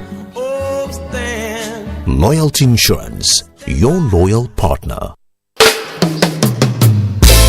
We shall be alright. Coffee in your cup and joy on the set. The Super Morning Show is always the best. On Joy 99.7 FM. Shall wash away all the tears from my eyes. In times when the storms and the tides are raging high, we know we shall win. Yeah. We know we'll survive. Yeah. Welcome back, and thank you very much for staying with us here on the Super Morning Show on Joy 99.7 FM. And this morning we're talking about emergency health care services in this country. And I started by looking at the policy and guidelines for hospital, accident, and emergency services in Ghana. But before we get into more of that, let's get on to the phone lines, because we've been joined by Richard Salome, who is General Secretary of the Ghana Medical Association. We've also been joined by Dr. Simon Nyaba, who's Deputy Director, Policy Planning and Research, Monitoring and Evaluation of the National Ambulance Service. So, Dr. Nyaba and Dr. Salome, good morning. Thank you very much for joining us. Yes, good morning to you. Okay. And let me seize the opportunity first and foremost to extend greetings to the audience on behalf of the CEO of National Ambulance Service, the management of the National Ambulance Service, and the entire workforce of the National Ambulance Service. Thank you very much. Good morning. Good morning once again. Dr. Salome, I'd like to start off with you, because I am looking at the guidelines on accident and emergency services, because you are a medical doctor. It says emergency unit requirements in the hospital's triage area, functional resuscitation area for patient stabilization, transient area for patient observation for not more than 24 hours, procedure room for minor cases of theater, waiting room, ambulance bay. But I look at the triage, which is the process of quickly examining patients who are taken to a hospital in order to decide which ones are the most seriously ill and must be treated first.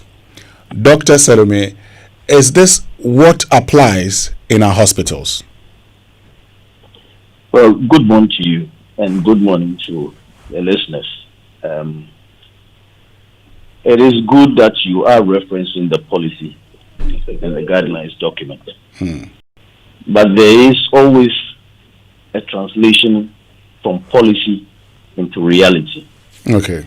And Ghana has many beautiful policies and guidelines that, if implemented, we should not be cyclically discussing this matter of no bed syndrome and emergency lapses in emergency care and losing lives, productive lives, unwarrantedly. And so the truth is that what you have read, you can do a survey by yourself and go to the facilities and find out how many facilities have these in place and how many facilities even have standby oxygen in place and have the necessary professionals to ensure that they use these equipment logistics to be able to do the work that we have. How many emergency physicians that we have, and the various things that you've talked about. There is a real problem. And I think what is important now is to have a concerted effort. The public, the health system itself, and all other actors, including you journalists, to aim specifically at solving the problems and not, for example, rehashing the problems over and over again. So if you ask me directly, what happens on the ground is totally different from what exists. So tell us what happens on the ground, Dr. Salome.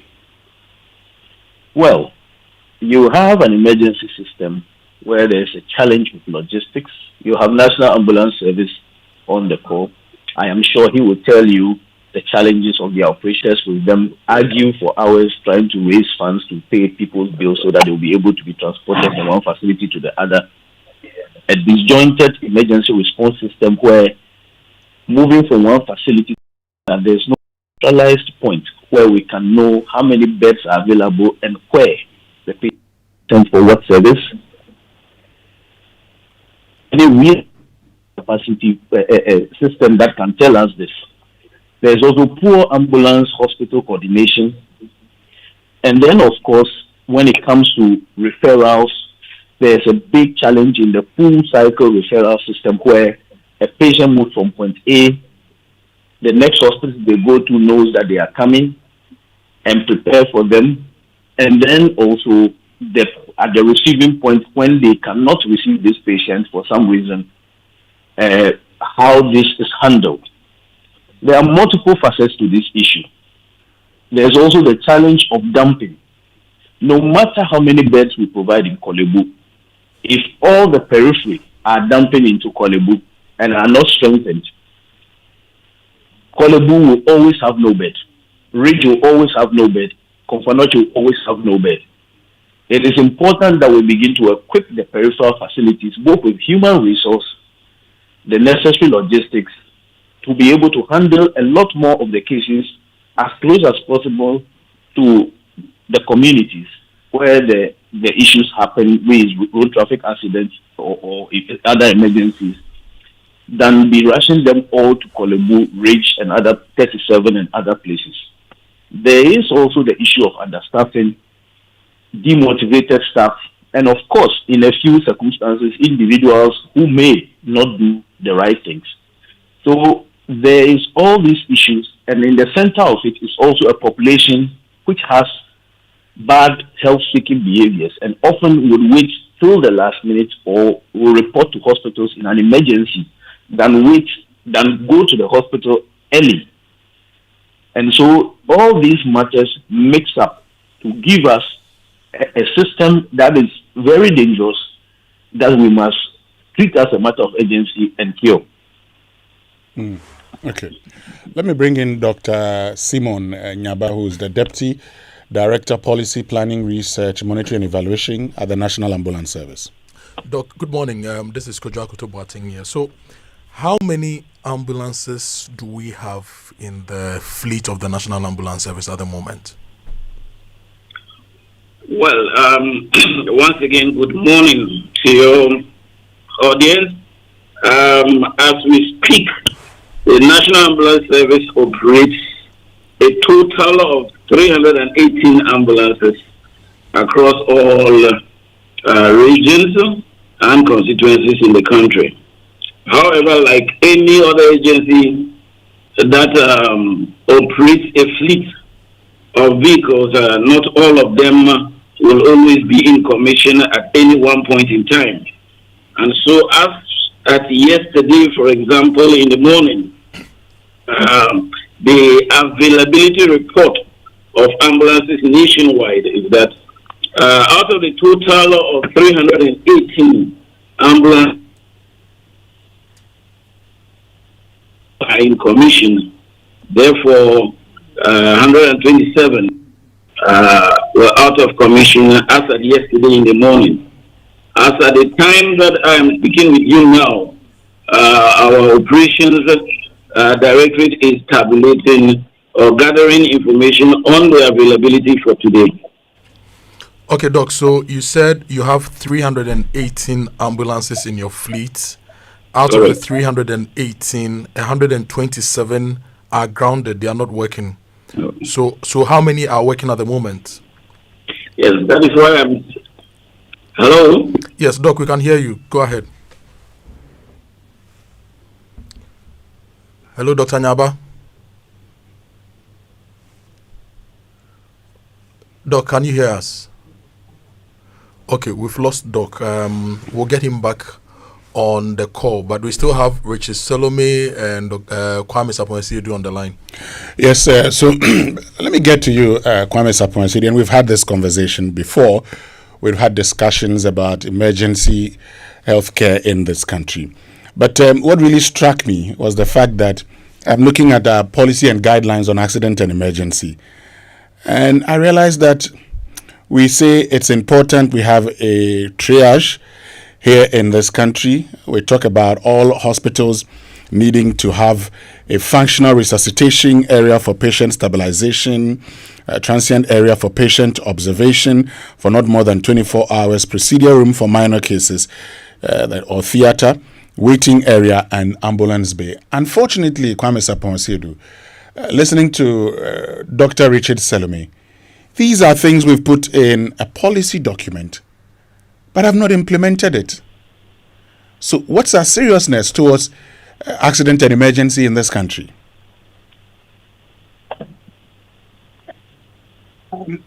Thanks, Winston, and good morning to listeners and Richard and to you, Kojo.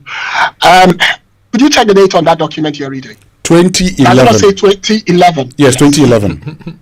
Does that document not say that no accident and emergency unit should turn around a patient? Yeah. Okay.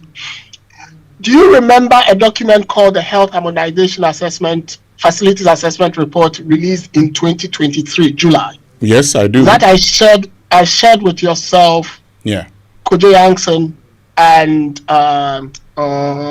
Raymond. The other name has got Raymond Akwa, yeah. And we discussed at length. Do you remember that in that document, the first thing that struck Kojo Yankson was that 95% of our consultation rooms do not have the basic consultation and amperometric equipment to make an accurate diagnosis? Do you remember that? Yes, I remember. Okay. Do you also remember that in 2018 there was a letter written by now MP for Lambusie, my old friend and brother, and Dr. Titus Bayo about the same low bed syndrome? Mm-hmm. If you don't have it, the letter is dated the 14th of June 2018. Yes, I think at the time when he was Assistant General Secretary of the Ghana Medical Association. Yes, I have that press statement. So you realize what I'm saying? I'm trying to say that consistently, as a country, as citizens, as politicians, we have deliberately chosen not to deal with this problem. The problem is not a bed problem. I have had this conversation with you guys and on other stations so many times. It's a systems and people's problem.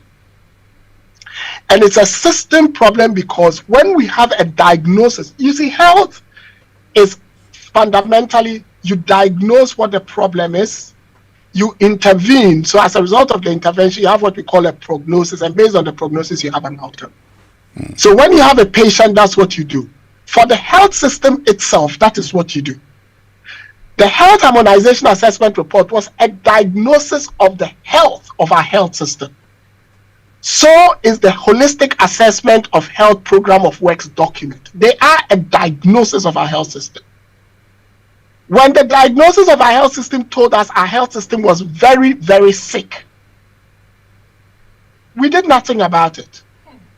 In fact, there were politicians who looked at the diagnosis which said we needed retooling of our health systems. That was the diagnosis. But we haven't retooled since 2014. So if Dr. Salome is telling you that those haven't been implemented, it's true, we've not done retooling since 2014. That is a fact of our health system, and that was why we had that bad diagnosis in 2023 from the Health Harmonization Assessment Report. But you know what, Kojo and Winston, when that report came out, how many journalists discussed it? How many? You see, we have a country where when we know what is wrong with us, we don't deal with it until we get the poor outcome. Because like I said, the intervention leads to the prognosis, and the prognosis tells you what the outcome is. Sometimes the outcome can be fatal.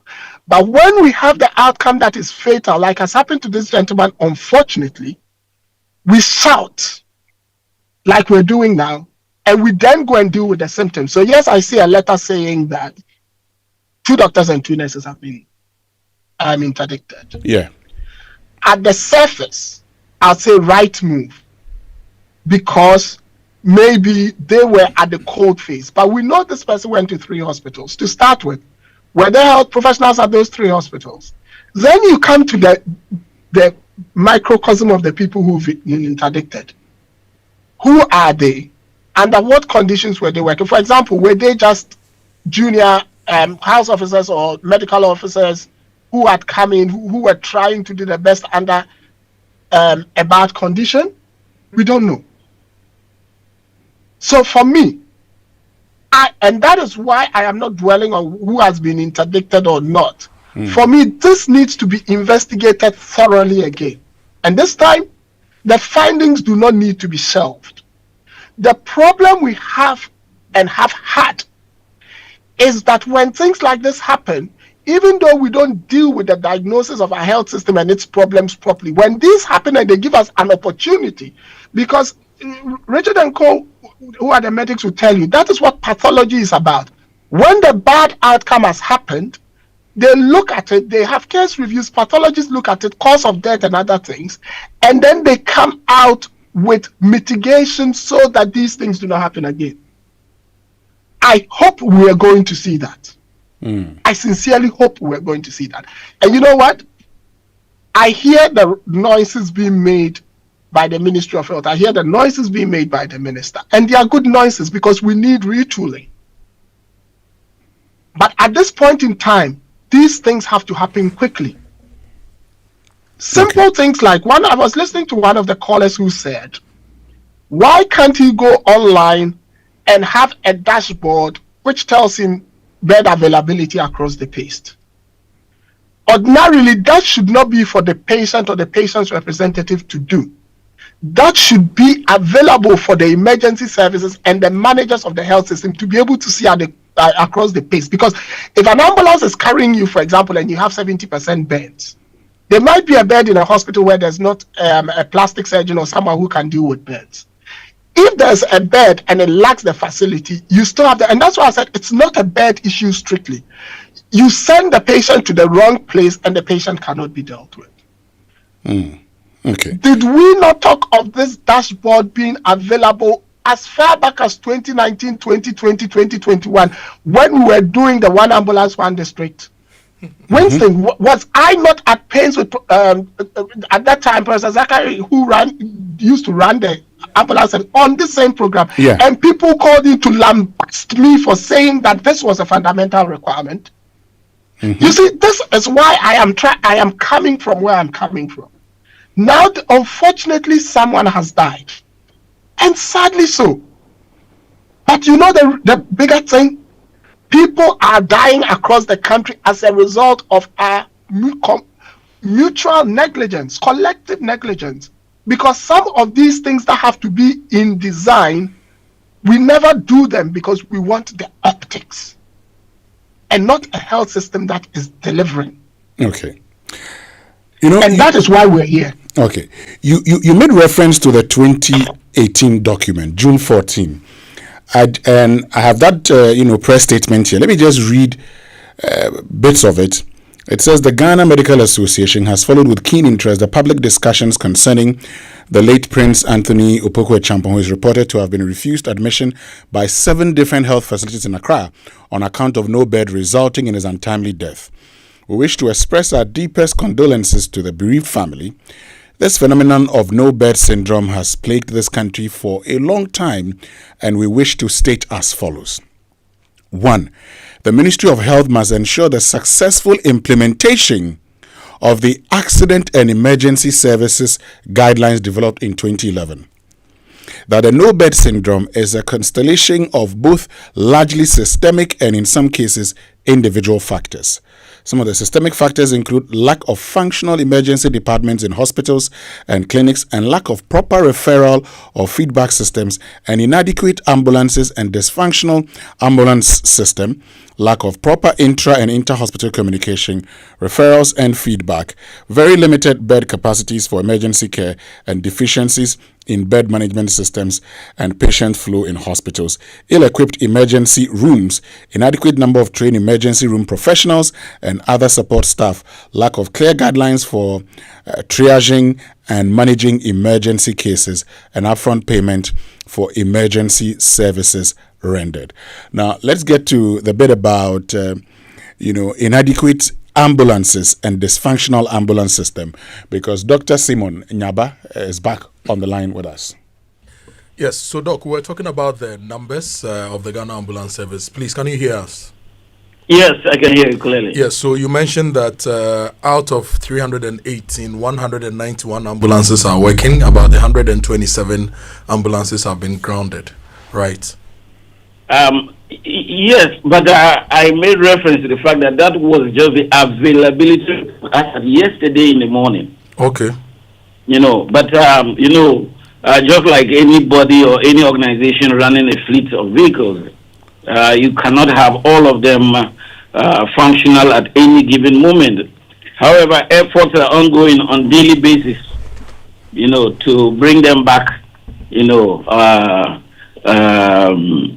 to commission, because some of them are minor in terms of servicing, the regular servicing, and so day in, day out, some are being brought back into commission while others are booked out of commission for one reason or the other. And so the report of 191 out of commission from the total fleet of 318 was as yesterday in the morning.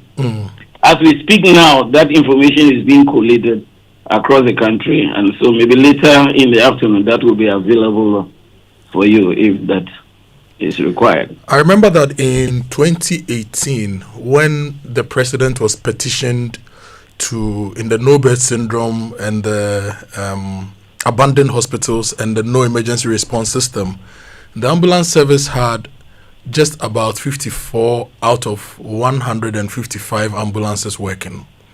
Due to that, the one constituency, one ambulance project was done, and your fleet was increased to about 350 something.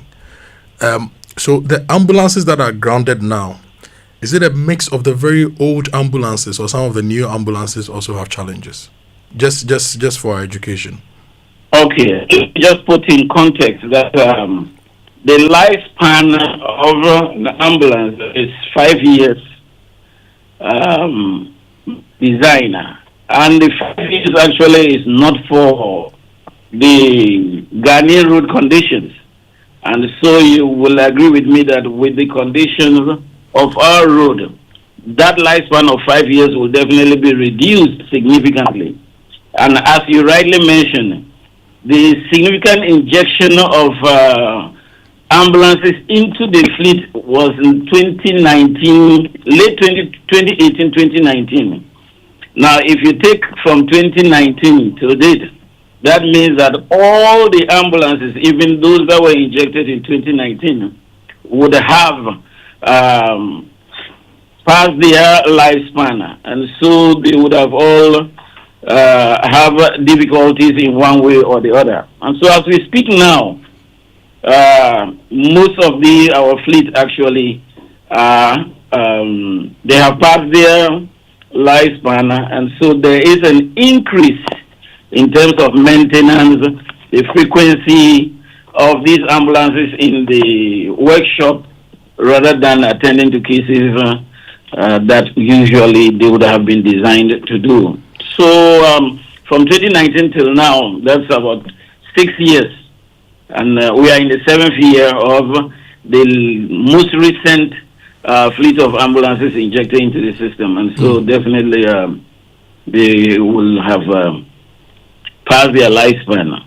How is the maintenance protocol like? Is it that the National Ambulance Service has a workshop that maintains this, or you give it to a third party business to maintain your ambulances for you? When it comes to the maintenance of our workshop, our fleet, within the service, we have auto mechanic workshops, but they are very limited. We have them based in Accra. We have one in Accra. We have in Kumasi. We have in Tamale. We have a workshop in Ho. We have one in Takrady. These are the only 5 auto mechanic workshops that we have in the country. And they undertake minor repairs and the routine servicing of our vehicles. There are efforts ongoing also to expand these to the other regions so that we will have auto mechanic workshops across the country where these minor repairs and the regular or routine servicing of our vehicles can be undertaken. Now, Doc, based on our own research, we've come to the conclusion that a lot of these vehicles in your fleet that are not operational is because you don't have the funds to buy your spare parts to maintain them appropriately. How is the funding of the ambulance service like? We know that based on the acts, you are to get some money from the NIC, from Road Fund, maybe from NHI. Do you get the required funding to run the ambulance service annually? Definitely, as an agency under the Ministry of Health, we submit our budget through the Ministry of Health. In terms of adequate, definitely no amount will be adequate to run any public service agency like ours. And so the process is we submit our budget through our mother agency, that's the Ministry of Health, to the Ministry of Finance. Approvals are given, and then allocations are done for that. Like I said, we cannot say. Doc, let me help you here. I want to refer to the Act, right? The Act that you operate with, the National Ambulance Act 2020, if you don't mind.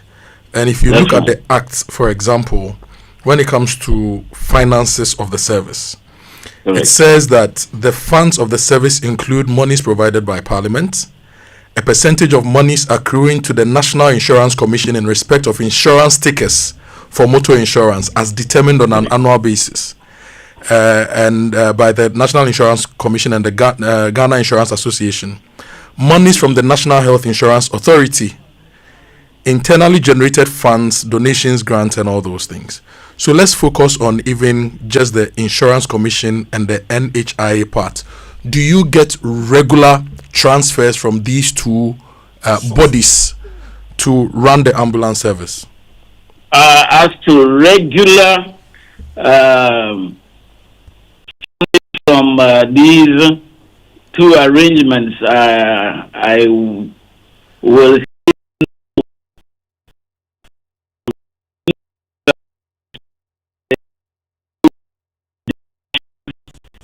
ongoing arrangements in terms of the tariffs, among others, some papers have been submitted so that we get right with the National Health Insurance Authority so that these things can be implemented in accordance with the provisions of Act 1041. Before my colleague Winston comes in, I want to draw your attention to one more thing. In 2022, for example, only 29.8% of your budget was released. So less than 30% of your budget was released. How much of your budget, for example, for 2025 was released? Is there any year that your budget releases has even hit about 70%? That definitely. As we speak now, I don't have the data readily available in terms of the percentage of our budget that was approved for last year. But that can be made available to you after this interview. However, like I said earlier on, we submit our budget to the Ministry of Health for onward submission to the Ministry of Finance. Okay. And then disbursement allocations and disbursement are made from the Ministry of Finance to us for our operational activities. Now, Dr. Nyaba, you made reference to the fact that ambulances normally have a lifespan of 5 years. Correct. By design. And you would also agree that in some of the literature, you will realize that some ambulances, the lifespan is between 5 to 7 years. It's okay. You went for the least of them. But in there also, it talks about the fact that if properly maintained, it could last till 10 years. Correct. I'm just concerned, how is it possible that you have more than a third of your fleet grounded? Several factors will account for this. And like I said earlier on, one is our road conditions. And from our research or even data that we have gathered here at the headquarters, is that some of the ambulances that are operating within the urban areas actually are in better condition than those that are in the rural communities because of the nature of the road, one. And so you would see that the fleet of ambulances that run in Greater Accra, Ashanti region, they tend to, or they last longer than those that are in the rural area because of the rough nature of the roads. And the referral centers also are closer because, for example, if an ambulance is leaving Bolgatanga with a patient, they will have to be referring or transporting this patient all the way to Komfo-Anokye or Tamale Teaching Hospital or even Accra here. And so they tend to make very long, they cover long distances. Whereas within Greater Accra here, if you pick a patient, it's either a short distance to Ridge Hospital, UGMC, Kalibu, among others. So those in the urban areas, they cover shorter distances at any point in time, whereas those in the rural areas, besides the rough nature of the roads, they also cover long distances, contributing to wear and tear of those vehicles. And is that not the more reason those ones should be maintained regularly to ensure that they are in good condition? Correct. There is need for regular maintenance. Okay. There is the program for that also. It's just that, like we alluded earlier on, there are several constraints why these things have not been undertaken as planned. Talking about constraints. Another factor also that actually is the fuel. Yes, I was coming to the that. Rural areas, the fuel. Yeah, and then the injectors. Most of our vehicles are down because of the injectors. And I think it's from preliminary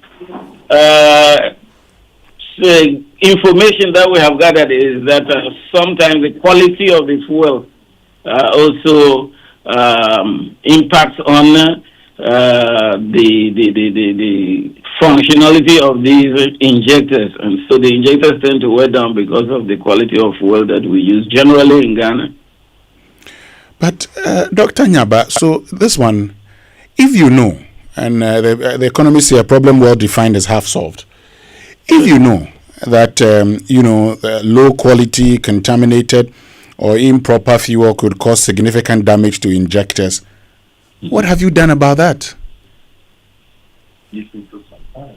Well, the thing is, definitely, as a service, we have identified what the problem is, and appropriate measures have been put in place. Listen, the report of such have been forwarded to appropriate authorities for due action. You will also agree with me that we do not have options in terms of where we procure our fuel. It's only one source, and that's the government source that we procure our fuel for the fleet of ambulances. And so in that regard, we do not have the choice really to say that... you procure, hold on, you say you procure from a government source? Correct. And you said earlier that you have issues with quality of fuel from that government source? No, I was just mentioning or adding to some of the factors that account for the breakdown. Yes, but you see, please hold on, Dr. Nyaba. Yes. You talked about the factors. You say low quality fuel. Hold on. Correct. You say the fuel is part of the problems with your injectors. And you're telling us that you acquire the fuel from a government source. And so I'm asking. Correct. And so the fuel that you acquire from a government source is creating problems, which means if you know the source, you can actually deal with this problem, isn't it, Dr. Nyaba? Correct. That is correct. But like I was saying, what I was arriving at, if you had allowed me, was that because we have just one source, that is the government source of fueling our vehicles. Now, you will agree with me that we have ambulance stations across the country, and even in most areas where the government fuel sources do not have stations or filling stations. And so they are resorted to actually procure or use fuel from other sources that we cannot actually defend as being of the quality that is required. And so I'm just saying this is data that we have gathered here. And based on Dr. Nyaba, based on the data you've gathered, have you informed the National Petroleum Authority on this? Reports have been put in place. Have you reported to the National Petroleum Authority? I want to be able to check with them. That's why I'm asking. I want to be specific. Have you reported to the NPA? I cannot speak to as to whether directly with the National Petroleum Authority that the report has reached them. Okay. But listening to, reading messages, people have actually complained that there are times, and I've experienced it before, they call the National Ambulance Service and they ask for fuel. Okay. You know that? Yes. Why do you ask people for fuel?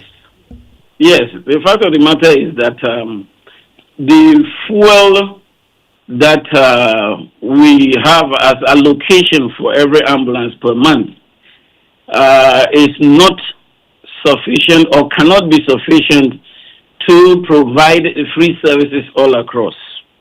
And so sometimes, and that is why they will call it fuel support, not a fee charge, is that, for example, if an ambulance is provided with, let's say, 7,000 Ghana cedis, I'm just citing an example, 7,000 Ghana cedis worth of fuel for the month. Now, depending on the cases that they attend to, like I mentioned earlier on, an ambulance will leave Bolgatanga, for example, with the patient, all the way to Komfo-Anokye. Now, just that trip and back, they would have exhausted much of the 7,000 that is allocated them. If they make 3 of these trips within the month, or which could even happen in 2 weeks, they would have exhausted the fuel that is allocated them for the entire month. Now, what happens for the remaining period of the month? And that is why sometimes there will be the request for support in terms of fuel to transport the patients to the definitive areas of care for continuum. Okay. Let me bring in Dr. Richard Salome. And Dr. Salome, I've been reading the letter or the press release from, Professor Titus Bayo. At the time, Dr. Titus Bayo on what had to be done. I mean, let's look at the solutions. We've talked about the problems. How do we deal with these challenges?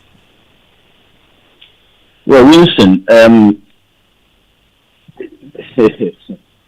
I've spent the period listening to you and then the National Ambulance Service.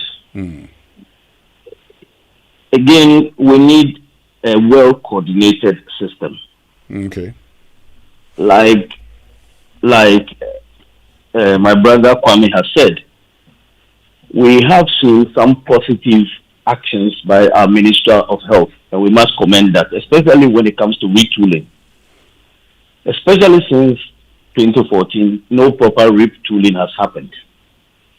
We also acknowledge efforts by the previous administration to procure ambulances and a few other measures that were put in place. But if we are really serious about this matter, to deal with this matter, we need a holistic approach to the matter, dealing with the human resource issues, dealing with retooling, equipment, logistics, dealing with coordination, and then dealing with monitoring systems and other systems that encourage the public to improve their health-seeking behavior and also support and own their response system. Remember, we've talked about the fact that there is a need so that if you go to a facility and you need to move to another point or you cannot get the care you need over there, there should be a system so that before the vehicle moves or the ambulance moves from, say, Ridge Hospital, it knows and it is assured of a bed at, say, UGMC or Kalibu. The doctors who need to see this patient would have been pre-informed, and if it is a surgery, for example, the anesthetists, the nurses, and everybody is ready and waiting for this patient to come. And then feedback goes all the way back to the facility that is being referred. That is when you have a closed loop of referral where there's coordination from the starting point to the end point and back to the starting point again. Okay. Until we fix all these building blocks, the public, the human resource, logistics, equipment, as well as coordination systems, and then the monitoring and evaluation systems, we will continue having this conversation. And I was with Titus then also as an executive when we worked on this statement and released this statement. You notice that the solutions therein are things that we have overflowed for years now. I must commend you as Joy FM for bringing this issue back, but of course it is after another incident. What we also expect is the public should take ownership and demand that these issues are improved and not just get into this cyclical runs, then we go back till another patient is lost, then runs, then we go back. No, we must all be invested. If we are serious about this matter, we must all be invested. Demand from your MP what is being done about this situation. Demand from your leaders accountability on this matter. And where people are found culpable, of course, let the rule take its course. And I'm happy, Kwame said, that our colleagues in Kalibu, the Ghana Medical Association, does not condone any wrongdoing. And we have always stated that we do not stand in the way of any investigations that seeks to bring out challenges and solve problems. And that is why we are happy with the composition of the team that the ministry has put together, seasoned professionals to look into the matter. But we also do not want it to be seen as if the nurses and doctors involved there are the only people at the problem, and we are looking for scapegoats to punish, rather than use it as an opportunity to solve a systemic problem. In other places, when issues like this happen, laws are even passed and big changes happen because of things like this. And it will happen when we have consistent effort and focus on the matter to solve it. And I hope Joy FM will take this as a big project where you are tracking this matter, giving us, for example, a regular update on ambulance situation in the country. This fueling matter, follow it up, follow the funding, for example, to be sure and put the necessary public pressure that the funding releases to the ambulance services go. The peripheral facilities are equipped so that we don't always have to dump to Kalibu, Ridge Hospital, and 37, where you will never have enough beds. And then also making sure that the health professionals are properly trained, resourced, and motivated to do the work. Where they are understaffed, already demotivated, and also the place is choked, patients are on the floor. Sometimes they do their best, and then we come back again and say, yes, we came there, patients are even being nursed on the floor.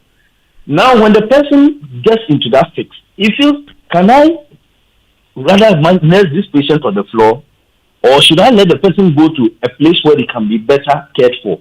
And then some of these situations lead people to take certain decisions that may not be in the best interest of the patient. And so let's tackle this issue from a systemic point. Again, to reiterate, we need a well-coordinated emergency system, a unified triaging system where when we triage the person, we can know that this person needs this care is available here and there. Real-time bed tracking, so that if we are in Accra, we should know, for example, the number of beds available at every single time. And I believe that if we are minded, I believe the ministry can drive this and put some small money there for a hackathon. There are many IT professionals, great professionals in the country that can take this up. If the health insurance can create to the ministry, to get people to put an application together so that at any time we can track how many beds are in Accra and every city in the country. Okay. Then we need bed managers who will be able to track these changes and also coordinate with other facilities to ensure pre-ambulance arrival coordination should also be properly done. And again, regular review and monitoring of these matters. Of course, all of this will go with some money, and therefore, if we are serious, we need to have some dedicated, possibly ring-fence financing to take care of all of these matters so that we don't come back and be flogging the same matters again over and over. We are hoping that the way the minister has started well, he will continue that. But of course, we are ready and willing to partner as Ghana Medical Association to ensure that the system is improved to care for both you, myself, and the general public as well. Thank you, Dr. Salome. Let me bring in Kwame Sapon-Asiedu. Kwame, in a minute, by way of solutions, what should be done? Winston, yes, you've made it easy for me. We have the Health Harmonization Assessment Report. Richard has gone through it, what it tells us we have to do. That's the point I'm making. We have the diagnosis already. We know what we have to do. So I don't want, and the letter you read from 2018 contains what we have to do. Okay. It has been reiterated again. All I'm trying to say is we shouldn't leave it. Look, this is how I'd end it. That document was written in 2011. In June 2018, it was said that we need to implement it. That was 7 years after. 8 years after, we are sitting here saying it has to be implemented. You know how much it is? It's taking us 15 years to implement a document, and we are still shouting. And that document was put in place because there was a shout because of a supposed no bed syndrome. So what I'm trying to say is, like Dr. Salome said, The minister started well, he should continue. This has to be implemented. Once it's implemented, it solves the system as well as the people problem. And that would be how we would fix this. Otherwise, we'll continue shouting. Thank you. Thank you very much, Kwame Sapon-Siedu. Dr. Nyaba, how do we solve these problems in a minute? Well, from our point of view in the ambulance service, our challenges are quite significant also in terms of, as we mentioned, the fleet. If you look at considering the population of Ghana presently, we are operating the fleet ratio of 1 ambulance to 100,000 of our population against the benchmark of 1 ambulance to 25,000. In terms of infrastructure, unfortunately, we still have some districts in the country that do not have ambulance stations. Oxygen is one of the major commodities that we use in our ambulances. And as we speak now, we do not even have an oxygen plant of our own.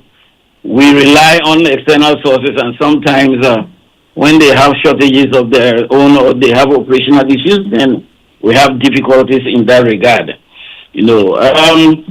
But the main issue, I would say that we lack a sustainable, reliable, and dedicated source of funding in terms of our operations.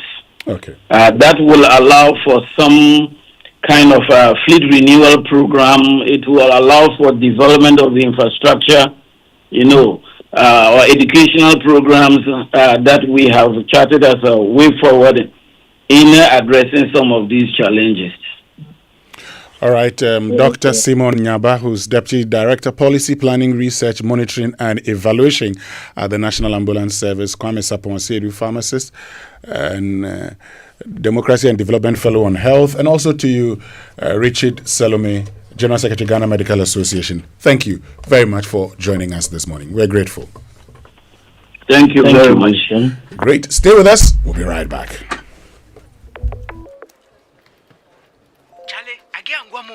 Bring the shit off fast. Remember shit that your mama made. For home church, all of it, watch it. Back to school. But did shit on a hook me? Enjoy homemade taste of Shito, always with Didi Shito. Carefully selected ingredients, no preservatives, no colorants. Didi Shito, if you do. This advert is FDA approved. Watching DSTV means getting the TV you love. By staying connected, you get more. Catch all the big football games, blockbuster movies, kids shows, and endless entertainment without spending an extra pesewa. From 1st October 2025, pay for your subscription and get an instant upgrade to the next package. No doll and crow. Dial *759# now to stay connected. T's and C's apply. DSTV, your home of entertainment.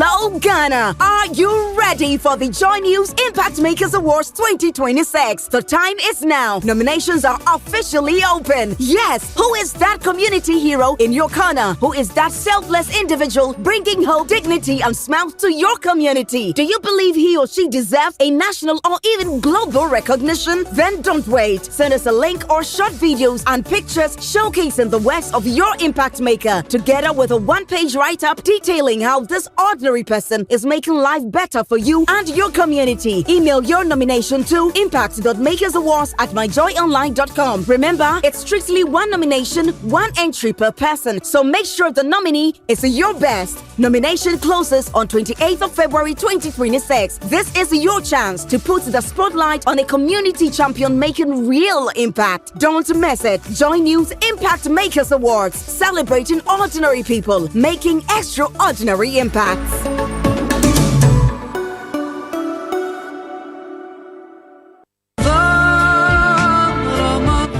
Ramadan Kareem, a season of peace, lessons, and giving. Electroland Ghana Limited is bringing blessings into your home with special value deals on Samsung, TCL, Media, and NASCO. NASCO TVs from just $699, bottom fridge freezer from $1999, chest freezer from $1999, Samsung 6kg twin tab washing machine for 2,999 Ghana cedis, Samsung microwaves from 1,799 Ghana cedis, TCL 43 inches for 2,999 Ghana cedis, TCL water dispenser for 1,599 Ghana cedis, TCL front load inverter for 5,999 Ghana cedis, Media air cooler for 1,499 Ghana cedis, air fryer, juicer, stand mixer, and blender at all special Ramadan prices. Visit EGL showrooms and authorized dealers nationwide. Call us on 0503-159739 and on our website at www.electrolandgh.com. Electroland Ghana, bringing Ramadan value home.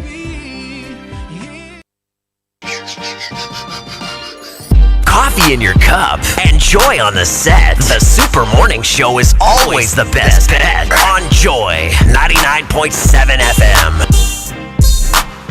Welcome back, and thank you very much for staying with us here on the Super Morning Show on Joy 99.7 FM. But what chapter are you on in this your 2026 story? Is it a chapter of new plans, fresh starts, finally saying yes to the things you've been putting off? With ABSA, you're supported at every step with tailored banking and finance solutions like loans, credit cards, digital banking that help you save, plan ahead, and take control of life's big and small moments. So whatever chapter you're writing this year, let it end in a yes with ABSA. Your story matters. ABSA. And if you're a business owner looking for a smarter way to keep an eye on your shop, restaurant, office, or warehouse anytime, anywhere, get the MTN Business Eye. MTN Business Eye. It will keep your business secure anytime, anywhere. With the MTN Business Eye. It's a smart surveillance solution. It's like having a watchman and a security man and a soldier combined at all time, and you can monitor the work they are doing. It's from MTN for you. It's powered by Wi-Fi, SIM connectivity, cloud storage, solar energy, so your security never sleeps even when the lights go out. You can enjoy 24/7 monitoring, real-time alerts, two-way audio, and reliable backup, all at affordable rates with MTN. So dial *5060# today and keep your business in sight always with MTN Business Eye. MTN, everywhere you go. And the Ghana Exim Bank is 10 years old, and so they're hosting an international conference on the theme, a decade of enabling export trade and industrial transformation, resetting GESM for the next frontier. As from the 25th to 26th of March 2026 at the Kempinski Gold Coast City Hotel, Accra, 8 a.m. each day. The president will perform the opening ceremony, and the conference will bring together captains of industry, thought leaders, and decision makers in the global development finance ecosystem to deliberate on emerging issues in development finance space. Call 0208-541-480 for enquiries or visit eximbankghana.com/conference to register. Conference host is Sylvester Adina Mensah, Chief Executive of the Ghana Exim Bank. Media partners, Daily Graphic Media, General City FM, Radio Gold, Channel 1 and the Multimedia Group. Knowledge partners, IFC and SME Freedom, SME Finance Forum. And KingdomStoreOnline.com is the place to go to buy all your quality office essentials, equipment and furniture at affordable prices without physically going to any of the branches. It's hassle-free. They will arrange delivery to your homes and offices within a reasonable time, and they also offer free delivery within Accra and Tema and accept payment via Momo across all networks. Terms and conditions, however, apply. At Kingdom, quality and affordability is their hallmark. So there's something that I want to do, and I would advise you to do same. Get ready to boost your career with a Chartered Institute of Management Accountants, CIMA. So whether you're fresh out of university or climbing the corporate ladder, CIMA gives you real-world skills, global recognition, and a powerful network of over 689,000 professionals in 190 countries. And while you learn, unlock leadership and digital finance skills and become a Chartered Global Management Accountant. No boring lectures. Enjoy flexible, self-paced online learning. Study anytime and anywhere. Visit aicpa-cima.com or call 0263011992. One CIMA qualification, countless career opportunities. Indeed, one CIMA qualification, countless career opportunities. Charlie, Benedicta is here. She'll be bringing us the news at 10. Yes, but we are not gone yet. We still have some time. So let me tell you about Jonathan Syme, who is a living proof that insurance can actually reward you. He's the first raffle winner of the insurance promotion from Enterprise Insurance. Yes, he simply insured this guy. Now he's packing his bags for an ultimate football experience abroad. live at the stadium. Benedicta will add Sobolo to his ultimate football package. So just ensure, and you could be next. Just buy and renew your motor insurance with Enterprise Insurance and stand a chance to win big. A sponsored ultimate football experience, fuel coupons, airtime, and branded souvenirs, all from Enterprise. And it's running from now till May 2026, and this promo is regulated by the NLA. Terms and conditions apply. Enterprise Insurance, your advantage. Well, if you need fuel, then make that smart stop at Star Oil, Ghana's largest oil marketing company, because with over 240 stations, they give you high quality fuel, great service, and real value for money. And with a Star card, you can enjoy safe, cashless fueling and easy expense tracking. So wherever you go, choose Star Oil for your quality and affordable fuel. And this June, Adanse Travels is giving football lovers the opportunity to experience the 2026 World Cup live in the USA and Canada. They didn't add Mexico. And the Mexicans, they are fighting. So we are going to USA and Canada, and Adanse is taking us. Because Ghana is playing in Canada and US. Yeah, but Mexico crying. But if you qualify, but if you go 3 matches in Kenya. Oh, Ghana is winning the World Cup this year. Yes. Oh, I'll be Winston, happy. Winston, see, we will win the World Cup. I will be happy if we win the World Cup. At least we'll go to the semi-finals. I will be happy. We'll go to the semi-finals. But as for me, I want to watch this. If we get to the semi-finals, if we don't get to semi-finals, what I know is that I'm going to watch Ghana England. That's what I want to watch. I can't Anyway, if you want to see the Black Stars in action, if you want to see all the global stars in action, from 1 match to 2 or even 3 matches, you can choose from carefully curated World Cup travel experiences designed to move you from watching history on a screen. And the booking slots are limited, so don't wait. Call Adanse Travels on 059 550-0817 or 053-100-8550 and choose your World Cup Joy package, or visit adansetravels.com to experience it live inside the stadium. Adanse Travel 2026 World Cup experience Joy is here. Well, this March, Lady Sam hosts the 7th International Women's Day Conference, Include Her 2026, an exclusive invite-only event spotlighting women's voices, rights, and leadership, which is in conjunction with the 2nd Shimai Star Influential Awards, where leaders shine. The event comes off on the 5th of March 2026 from 8 a.m. to 11 a.m. Theme: Include Her, Her Rights, Her Voice, Our Action. The event features an inspiring lineup of speakers, including Patience Osekre, Sonia Ibrahim, and other distinguished voices. This is strictly by invitation event. Include Her because women deserve to be seen, heard, and included. Charlie, something awesome is happening at Electroland. Kofi. Yes, they are running the Ramadan value deals. Oh, okay. I need to pass by. Charlie, some of the prices I'm seeing is crazy. Like getting a TV from 699 cedis. Wow. Yeah. Bottom fridge freezers for 1,999 cedis. Chest freezers for the same 1,999 cedis.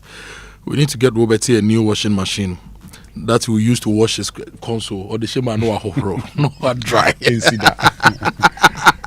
Now washing machines are going for just 2,999 cedis, and the microwaves from Samsung are starting at 1,799 cedis. If you want 43-inch TCL TVs, you're also getting them for 2,999 cedis, with water dispensers going for 1,599 cedis.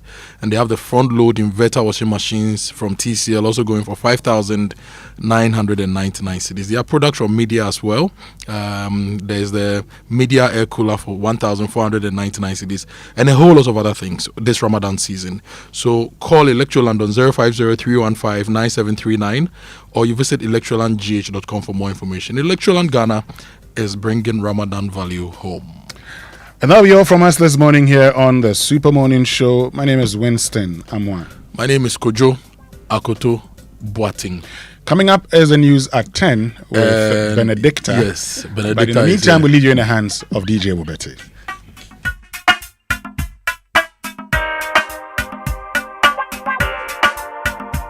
Coffee in your cup. Enjoy